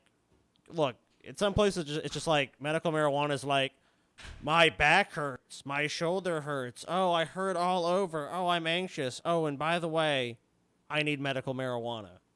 And if you just get access to it, then whatever. I mean, I think you just be able to buy it. But hey, if there's some stupid fucking wink and nod, and you can get the shit you need, whatever. I think it's unnecessary, but better than fucking people going to jail for it. You want to watch more Ben Shapiro? Dude, I want to watch some of these fucking trailers. All right. Do you support basic income, TJ? Basic income, like universal basic Like, income? yeah, like $1,000 a month for people over 18. Not right now, but maybe in the future. Scotty dies in 2023. Well, that's a relief, so I know that. Good. About time. Carol and Steven's life together was perfect. Was it? I've got to get Damn, he's about to get a fucking blowjob, dude. Cool. Seems pretty good. Hey, sweetie. I love you. There's one small problem. What is it? Hi, I'm Ralph. I'm his brother. We're twins. One small problem? Okay. My dad is Gary It Oldman, can who's a tear them midget. apart. I think you gotta let me know that everyone in your family's a midget. They're not midgets, Carol. They're dwarfs. Whatever. Or They're small people. You know. So this is the thing that exists. All right. Yeah. This is If I ever meet Gary Oldman, I'm gonna fucking ask him about Tiptoes, dude. I'll be like, "Yo, Gary, I love you in Tiptoes, brah." So this is a movie that came out in 2003. Like, when I was pulling trailers, I was like, well, yeah, we'll pull a couple new ones or some new ones, but I was like, I gotta pull some old too. This one came up on like a worst trailer list, and I'm very quickly seeing why. bring them together. Hey, welcome. I'm Steven. Ah, there you are. This is Steven's father, Bruno, and his mom, Kathleen. And over behind the bar is Steven's brother, Rolf. Hi. You could have prepared us for this, don't you think? If you embarrass me, I'll never speak to you again, so just get it together. How's everybody's drink? I think maybe I'm pregnant. When the going gets rough, it's only the size of your heart that counts. Oh, okay. The side, like, this is a movie. It's like so desperately searching for a plot. It's like, Okay. hey, you know, this movie does get credit for being woke, dude. They do have a bunch of fucking, fucking small this is people. in the not. movie. This is not woke. Yeah, this movie's is woke. about the opposite of No, fucking dude, it's woke, woke. dude. No, look, how many people have you seen that? This movie is so fucking regressive that I feel woke watching it. God, I'm trying, man. I can't. I'm just Right. like, wow, okay. This movie's an abomination. Maybe, you know. We're a bunch of little weirdos. Look at us. Hey, look at that little fucking dwarf thing over there. Your fucking family's a bunch of fucking disgusting midgets. Ew. Oh, they're actually called dwarves. Oh, no. Even the fucking woke son is not really woke. Would it really be that big of a deal if our kid was a dwarf? You knocked up this great girl, and you didn't tell her that her baby's probably gonna be little. I'm not like you. We are so cute and cuddly. Don't discriminate. That fucking It's Peter Dinklage, is that dude. fucking Tyrion, dude? It's Tyrion doing a bad French accent. I am a French Tyrion. Why does he have to be a French midget? I said it more Italian, but whatever. I'll hear it. Against us. Yeah, you're right. I was saying I sounded more Italian. He might sound more Italian too, actually. That's what I was saying. No, I Party's did got a sound- little wild. I never expected this. There's sure a lot of midgets around here. You better back off, Goldie Hawn. My man can do what he wants to do. Whoa, midget sex? All right. I'm ready for an adult relationship. What is this man doing in your bedroom? What, is it slapstick now? A walk down the aisle. Steven's he's a very lucky guy. Just hope. I can't believe this movie fucking exists, dude. What the fuck It's is this? so weird because like half of it's like just a typical rom-com. Then it's like, by the way, midgets, and of course we're gonna have the most offensive treatment of them possible. Look at them little rascals as they fucking wrestle each other. It's like, what is this? How did they make Gary Oldman a midget though? It's just weird camera angles or something. I don't know. I mean, how the fuck did they do it? He's smart enough not to screw it up. Is just a It beginning. looks like camera There'll tricks. be rough patches, there's no doubt about it. Canal Plus and Langley Productions proudly present command performances from Kate Beckinsale, Matthew McConaughey, Patricia Arquette, and in the role of a lifetime, Gary Oldman. Yeah, I don't think it was the role of a lifetime. Change it to once in a lifetime because that was a terrible fucking. Gary Oldman's a great actor and everything. And I love him in some other movies, especially as Dracula. This is like, but God, this is a terrible role. This is literally like the parody of in Tropic Thunder, when Robert Downey Jr. is like, I'm a black guy. This is basically blackface. This is midget blackface. This is midget face. This movie tonally is all over the place as well. Well, one scene was like slapstick. One scene was like supposed to be like super sad. It's romantic. It's a comedy. It's this. It's that. It's everything. I need to look this up. This movie has a 4.4 on IMDb, a 29% on Rotten Tomatoes. See, I knew this would get you excited, TJ. 'Cause, like, TJ loves schlock, and apparently you've never heard of this movie. Which is rare, because if you've been around the fucking block with this shit, you've heard of all the fucking, this movie, this The role of a lifetime. It's so sappy and just so fucking the lack of self-awareness for what it is. Now, we're moving from the past, TJ, to our dystopian future. Okay. Presented in Cough Vision. All right. It's a place. And what is this? It's a manufacturing parlor. Sex bots. They're programmed to know what you want, exactly what's expected of them. But they don't complain, they don't argue, utopia. they don't manipulate. They just love. Wow. Finally.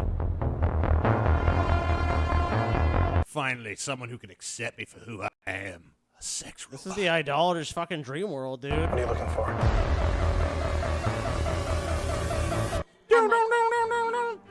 My thoughts have been I'm provoked. Sophia.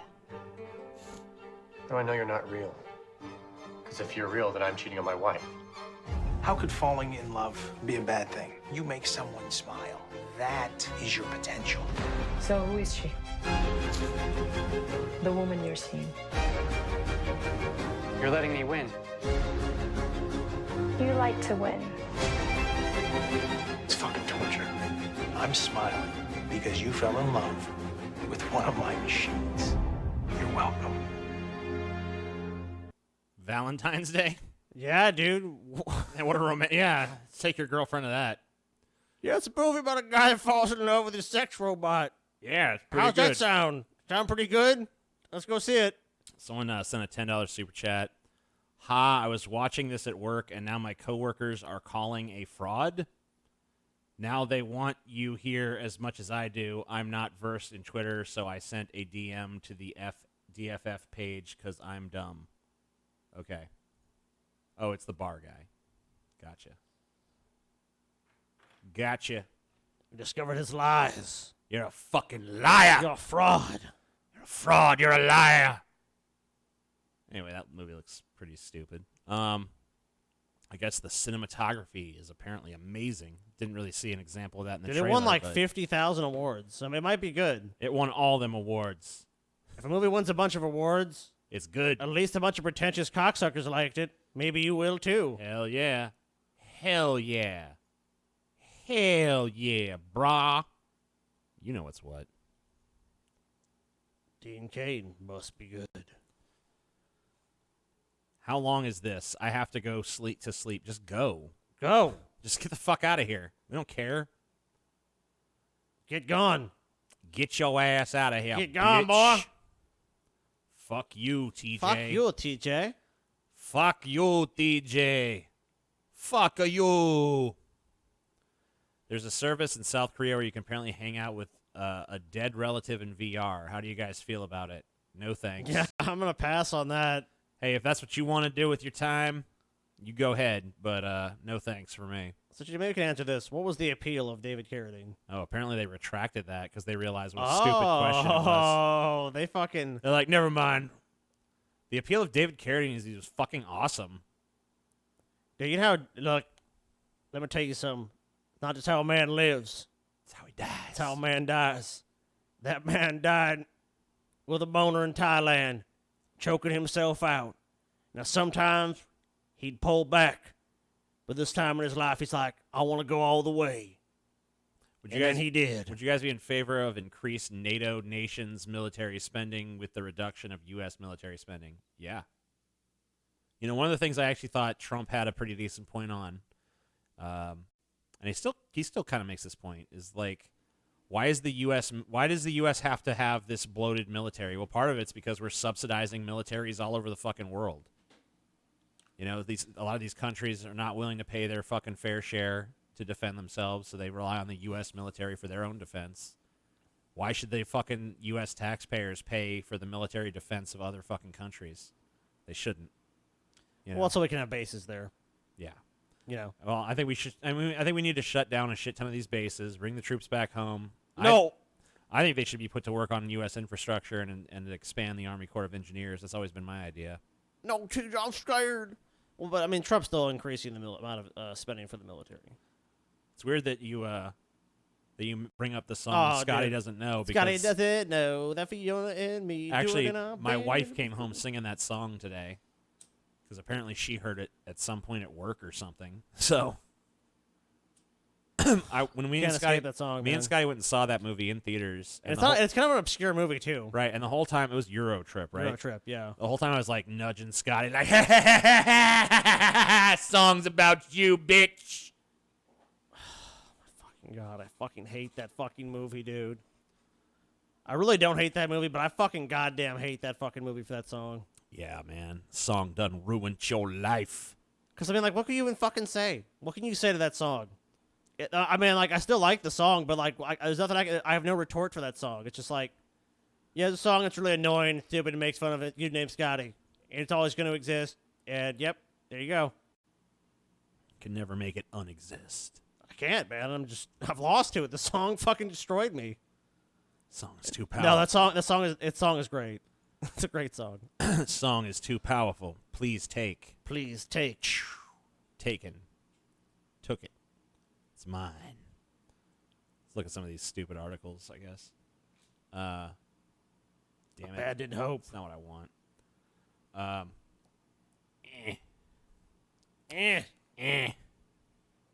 the fuck, TJ? You got to adjust yours, I guess, too. Yep. So this is a teacher allegedly told student who didn't stand for national anthem, "Go back to your country. I don't know where you came from. Go on back now. Get out this place." I have a super chat. Canada almost got 10 to 12 nuclear attack submarines to patrol/defend the Arctic, but the Americans stopped us because they wanted their nuclear monopoly. Doesn't surprise me. Why isn't the case of Canada, though? Yeah, you can't let the Canadians get too powerful. Teacher allegedly told students who didn't stand for the national anthem, "Go back to your country." Students at a Chicago high school held a sit-in Wednesday in protest after a teacher allegedly told a Latino student last month to go back to your country when she and others declined to stand for the national anthem during an assembly. Wait. Yeah. I have no idea if the person did this. I don't know if the teacher may very well have said that. I don't know if they have any proof of any kind. But a month later, man, you guys just wanted to fucking skip school. Mary Beck, the school's principal, addressed students during the protest at Nicholas Senn High School, saying she had notified the school district soon after receiving a report of the teacher's alleged comment. "I notified everybody within 3 hours of receiving the report. It is all in writing," Beck said in a video posted to Twitter. "It is all time stamped. I did my job. I continue to follow through based on the guidelines and policies we have in place every time." Students shouted back in an apparent reference to the teacher, "So why is he still here?" So let's hear the story here.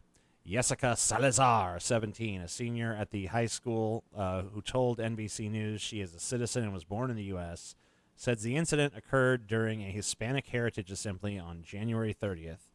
She said she and some other students stayed seated during the national anthem to protest U.S. immigration policies. It's kind of weird to do the U.S. national anthem during a Hispanic Heritage Assembly anyway, but whatever. Yeah, to protest U.S. immigration policies, anti-immigration rhetoric, and police brutality. 2 teachers told them that they would need to leave if they did not stand, Salazar said. Well, that's stupid. She said one of the teachers then asked another senior if she was eligible for free or reduced lunch. After the student said yes, the teacher said she should stand because people had died for this country. After the student left the auditorium, Salazar said the teacher asked her if her legs were broken. She said no and began to explain why she was sitting. Salazar said, "Before I could finish my sentence, he responds back with the famous line, 'Go back to your country.'" Chicago Public School told NBC News in a statement that it is committed to fostering blah, blah, blah. It's typical bullshit. The district press secretary, James Girardi, said it had opened an investigation into the teacher's alleged remark. He said the district supports student raising concerns peacefully, but Chicago police said a 15-year-old girl was arrested at the sit-in Wednesday and charged with battery after officers broke up a fight between two female students. Okay, that doesn't really seem related, but whatever. I guess it's tangentially related because it happened at the sit-in, but doesn't sound like the girl who made the accusation against the teacher was engaged in any violence, so it's kind of a weird issue, muddy sort of thing to bring up. Here's the real issue with something like this. All right, if there's no evidence that the guy said it, I mean, you could say it's bad and maybe very well, or I don't know. None of us were there. And she claims he made the remarks. Well, listen to this. Senn High School is predominantly Latino and black, according to data from a 2018-19 school year. 25.8% of the student body is black, 42.3% Latino, 11.2% white, and 17.5% Asian. So in a school that's damn near half Latino, why would anyone be like, go back to your country? It just doesn't seem like something that would be said. Because, I mean, like, why would you... I don't know. Why would you literally be a teacher that's going to piss off half the school at least? I mean, it just doesn't make much sense. Like, yet again, like, I mean, with no evidence, it's impossible to say one way or the other. I mean, the people saying, oh, fire the teacher, it's like, well, unless you guys can prove the remark was made, if you're just saying you totally believe her, you're doing so without any sort of evidence, just like you're believing the teacher. If like, oh, no, he didn't say that, he's innocent, like, we just don't know. If there's no proof, then we can't make a conclusive finding. Well, I'm wondering if anyone else heard it. What's your thoughts on a possible EU superstate similar to the U.S.? Someone asked. Destroy it. Yeah, no threat to our fucking power. No threats to the U.S. hegemony, please. You got some other stories here. Okay. Can we get them? Car splatometer tests reveal huge decline in number of insects. Research shows abundance at sites in Europe has plunged by up to 80% in 2 decades. Hey, man, there's a positive spin in the story.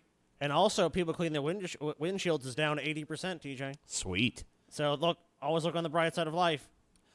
2 scientific studies of the number of insects splattered by cars have revealed a huge decline in abundance at European sites in 2 decades. The research adds to growing evidence of what some scientists have called an insect apocalypse, which is threatening. That's not so bad, a collapse in the natural world that sustains humans and all life on Earth. Okay, that is pretty bad. A 3rd study shows plummeting number of aquatic insects in streams. The survey of insects hitting car windshields in rural Denmark used data collected every summer from 1997 to 2017 and found an 80% decline in abundance. It also found a parallel decline in the number of swallows and martins, birds that live on insects. The second survey in the UK, county of Kent in 2019, examined splats in a grid placed over car registration plates known as a splatometer. This revealed 50% fewer impacts than in 2004. The research included vintage cars up to 70 years old to see if their less aerodynamic shapes meant that they killed more bugs, but it found that modern cars actually hit slightly more insects. So basically insects in decline. So back then, we were also even more inefficient at taking the splatter test. If you had a car from like the 70s, it actually would kill less insects, and there was greater insect populations. That's fucking crazy. Most naturalists who are out in nature have seen this coming for a long time, said Anders Pape Molerfrom, the Paris Sud University in France, who has been visiting the Danish study area for 50 years. My colleagues remember going on summer holidays as children, and their parents had to stop the car to clean the windshield so they could continue. This is certainly not a problem anymore. Insect population collapses have been reported in Germany and Puerto Rico. And the first global scientific review published in February 2019 said widespread declines threaten to cause a catastrophic collapse of nature's ecosystems. Insects pollinate 3/4 of crops. And another recent study showed widespread losses of such insects across Britain. The causes of decline are the destruction of natural habitat, pesticides, and the impacts of climate crisis. Light pollution has also been cited as a key bringer of the insect apocalypse. Damn, dude. Well, so you know what? I'm for it. Less fucking bugs. You know what? People are going to save a lot of money on exterminators, TJ. What is your thoughts on taking money? We are for it. I'm pro taking money. I'm pro taking money. Yes. I mean, we are voting for burning, right? So yeah, this is what's all this pro-insect fucking shit I'm reading in this paper. This fucking The Guardian has a pro-insect bias. Hey, more for humans. Yeah, less insects, more fuck. If there's less insects eating our shit, that's more fucking food for the humans. So what? We win. So what if they pollinate most of those crops that we depend on? Huh? Yeah. Bleh. Whoa. Who needs them? I don't need Get a them. fucking robot out there to do it. Fuck Why 'em. do it cheaper? Fuck them. MIT researchers identify security vulnerabilities in voting app. Oh, shit, man. It's kind of bad, isn't it? Nah,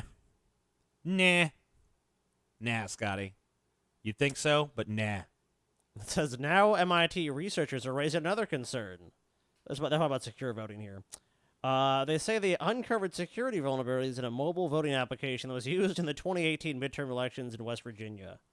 Their security analysis of the application, called Votes... It's Votes. Oh, Votes. But with an A. It's really fucking small here. Votes. Pinpoints a number of weaknesses, including the opportunity for Here, hackers... I'll make it bigger. To alter, stop, expose how an individual user has voted.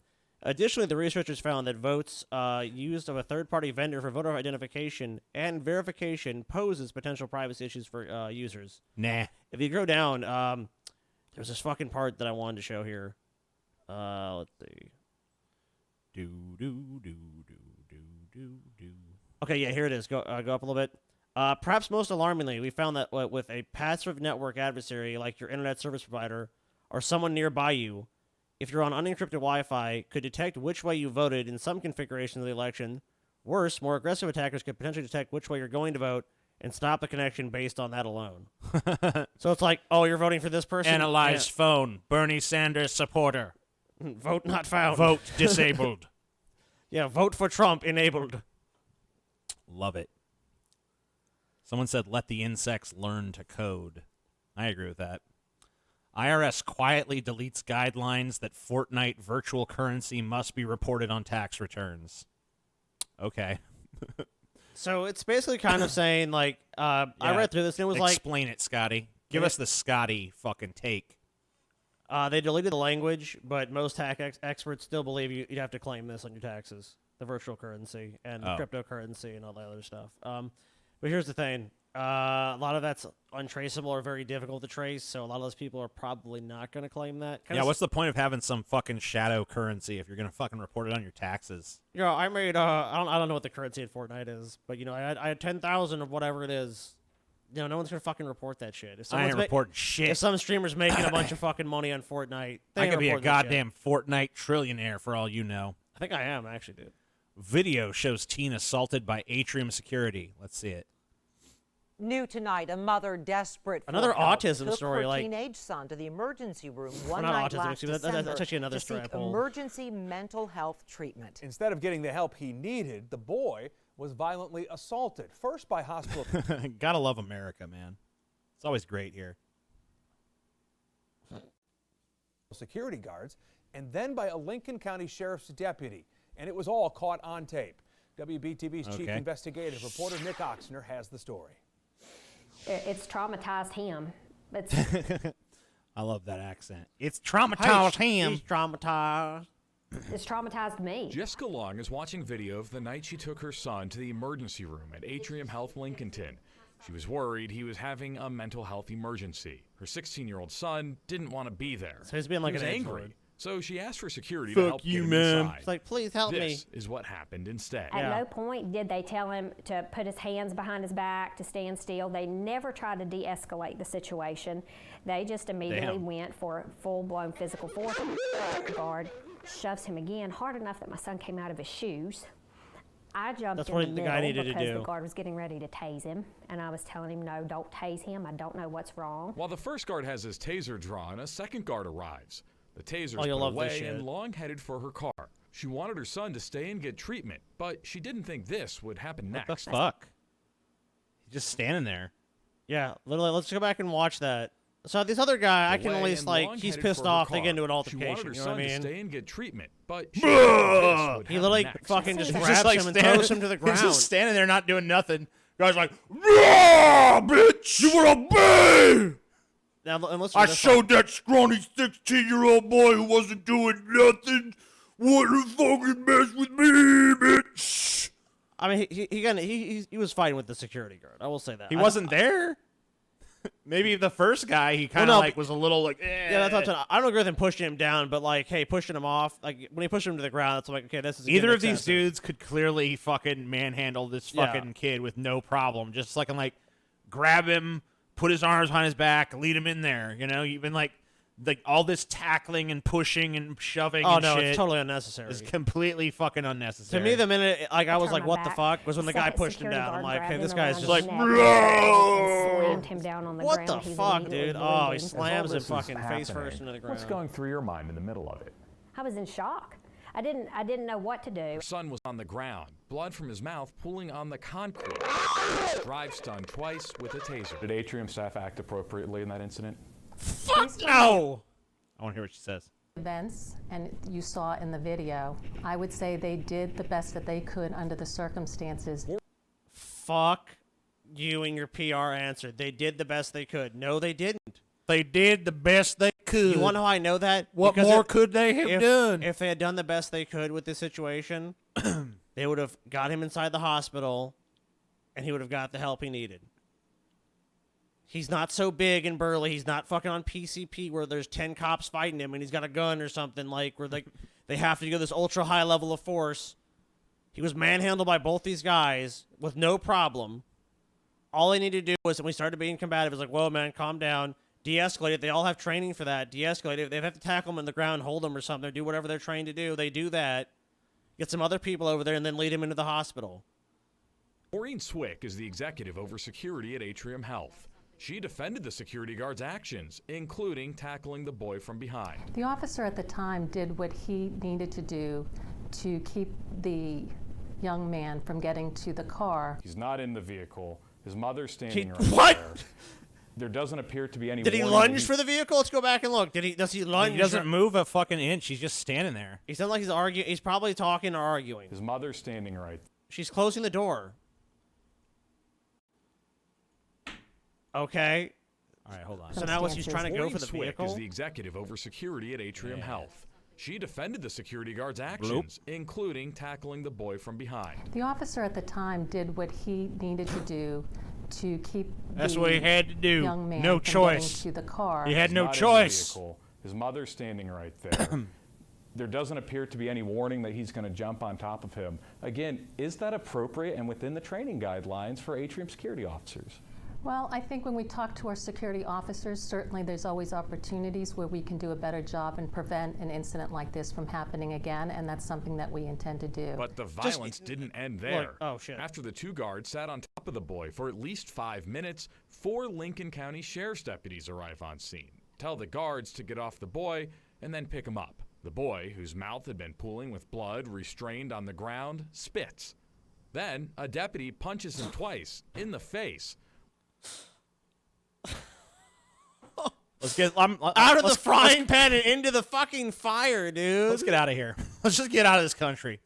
This place is going to hell in a handbasket. This is fucking ridiculous.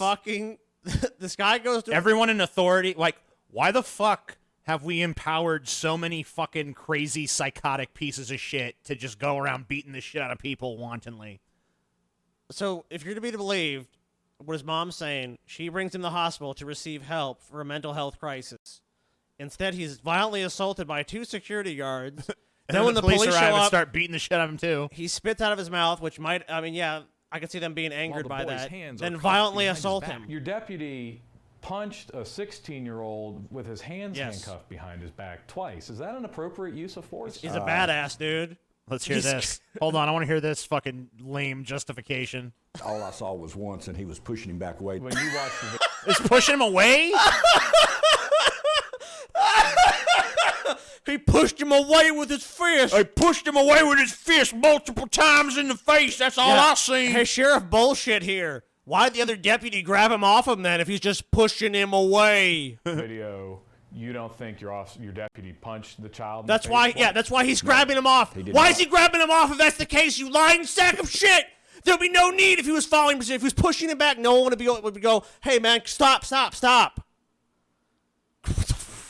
Punch him in the face. Lincoln County Sheriff Bill Beam. Bill Bullshit! Deputies at- Bill Beam! What is this fucking goddamn name with Bill Bullshit? How can anyone be fucking safe in this community and feel any safe with these jackboot thugs going around and beating a fucking handcuffed kid? He was handcuffed. What courage does it take? Even the biggest pussy in the world will punch someone in the face if they're handcuffed and bleeding. Hey, what's up? Fuck you, bitch! What courage? Behavior like this, where the deputy was so worked up, the video shows, he got in Jessica Long's face and had to be taken to the ground by a fellow deputy. Wow! Then you want to assault his mom! He's trying to like fire this piece of shit!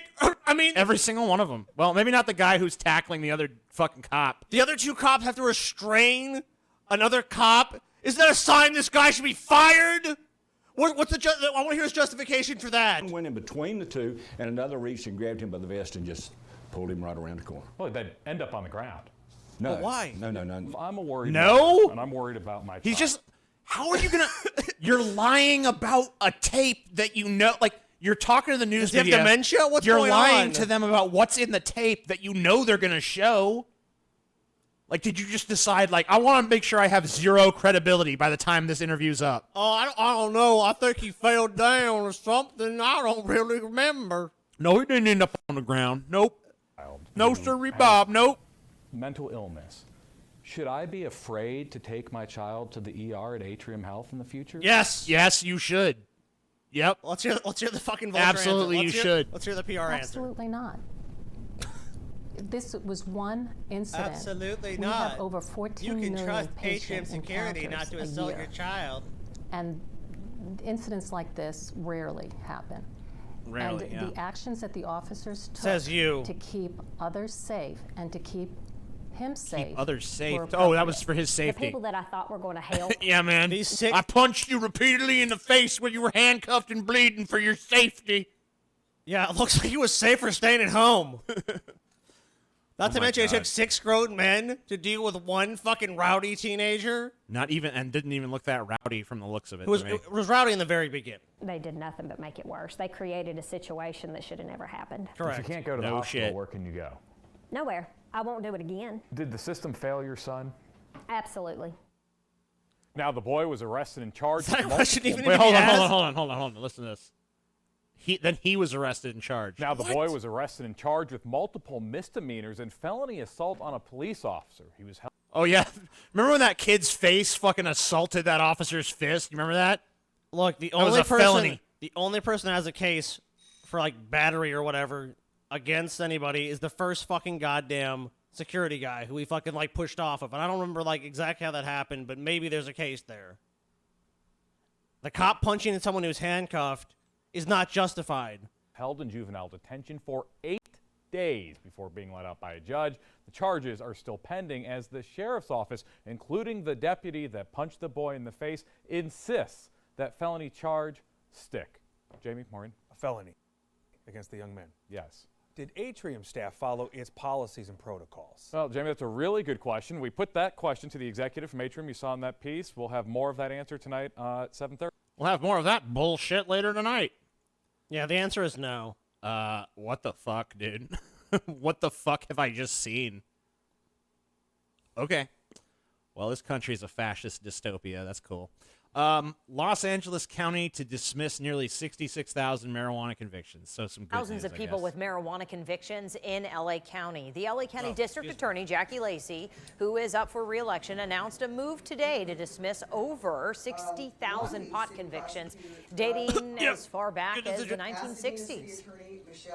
When you think about the number of people who... Good. Dude, fucking Cheech and Chong, dude, even getting fucking their shit expunged. Yeah, sweet.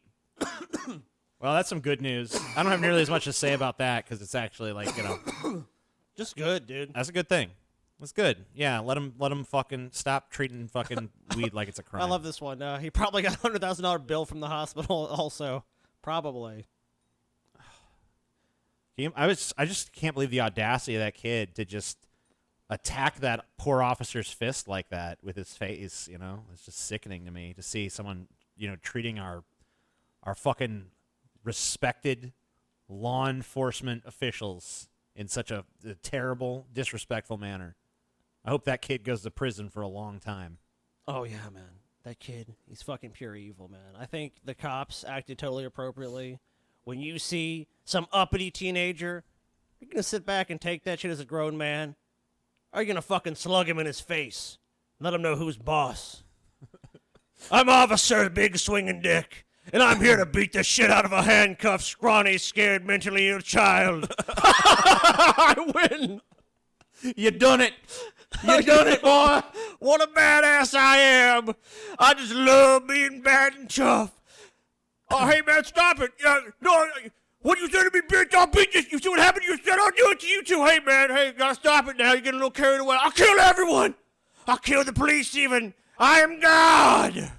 Well, guys, that's pretty much all we got. I think we're going to be wrapping it up. Maybe we'll talk to the chat for a fucking couple minutes here. But Let's do that. Hey, is your chicken and dumplings done yet? It is. Oh, yeah, so let's wrap this. We're going to go grab some in a minute here. Up. Yeah, let's do 5 more minutes. I made some chicken and dumplings. I started it. I actually had my wife, Chelsea, finish it up. But apparently it's ready to go now. Sweet. So I'm looking forward to seeing how that is. I used a little bit different seasonings than I normally use on my chicken and dumplings. So kind of interested to see how that turns out. Respect the pigs or get the shit beat out of you. And the stream. And the stream. We will. We're about to end it in a minute. I would not blame that kid if he goes on a cop shooting spree one day. Just, I'm not going to say anything on that. I'm just going to let my silence speak for it. That person said that thing. Who's Creamage? What did he say that was end the stream? Oh, Chelsea's told him to shut up. Yeah, you can just ban him if you want. I don't give a fuck about him one way or the other. Battery runs low. The money must go. Hell yeah.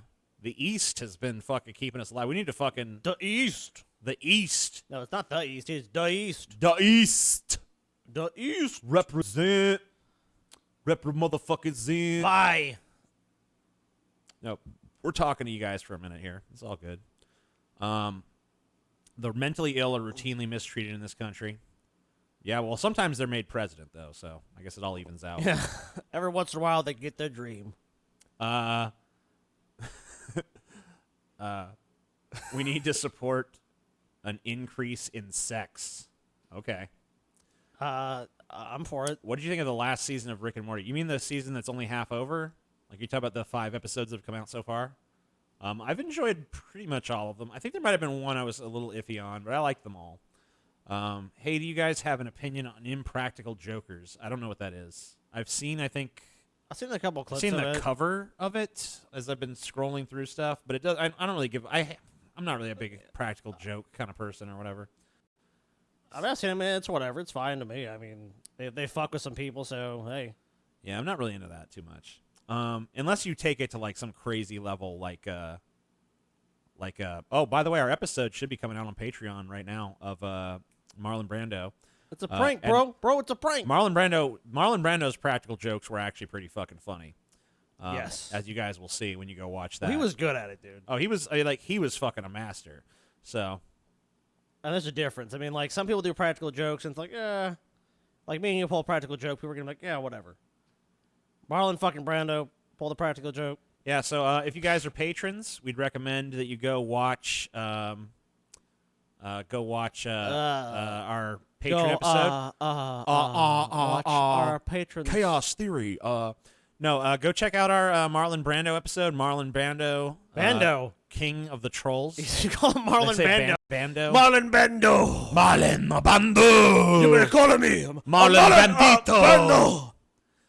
Have either of you seen Lighthouse? I'm gonna see it whenever they stop trying to charge me like $1 million to watch it. Then I'll watch it.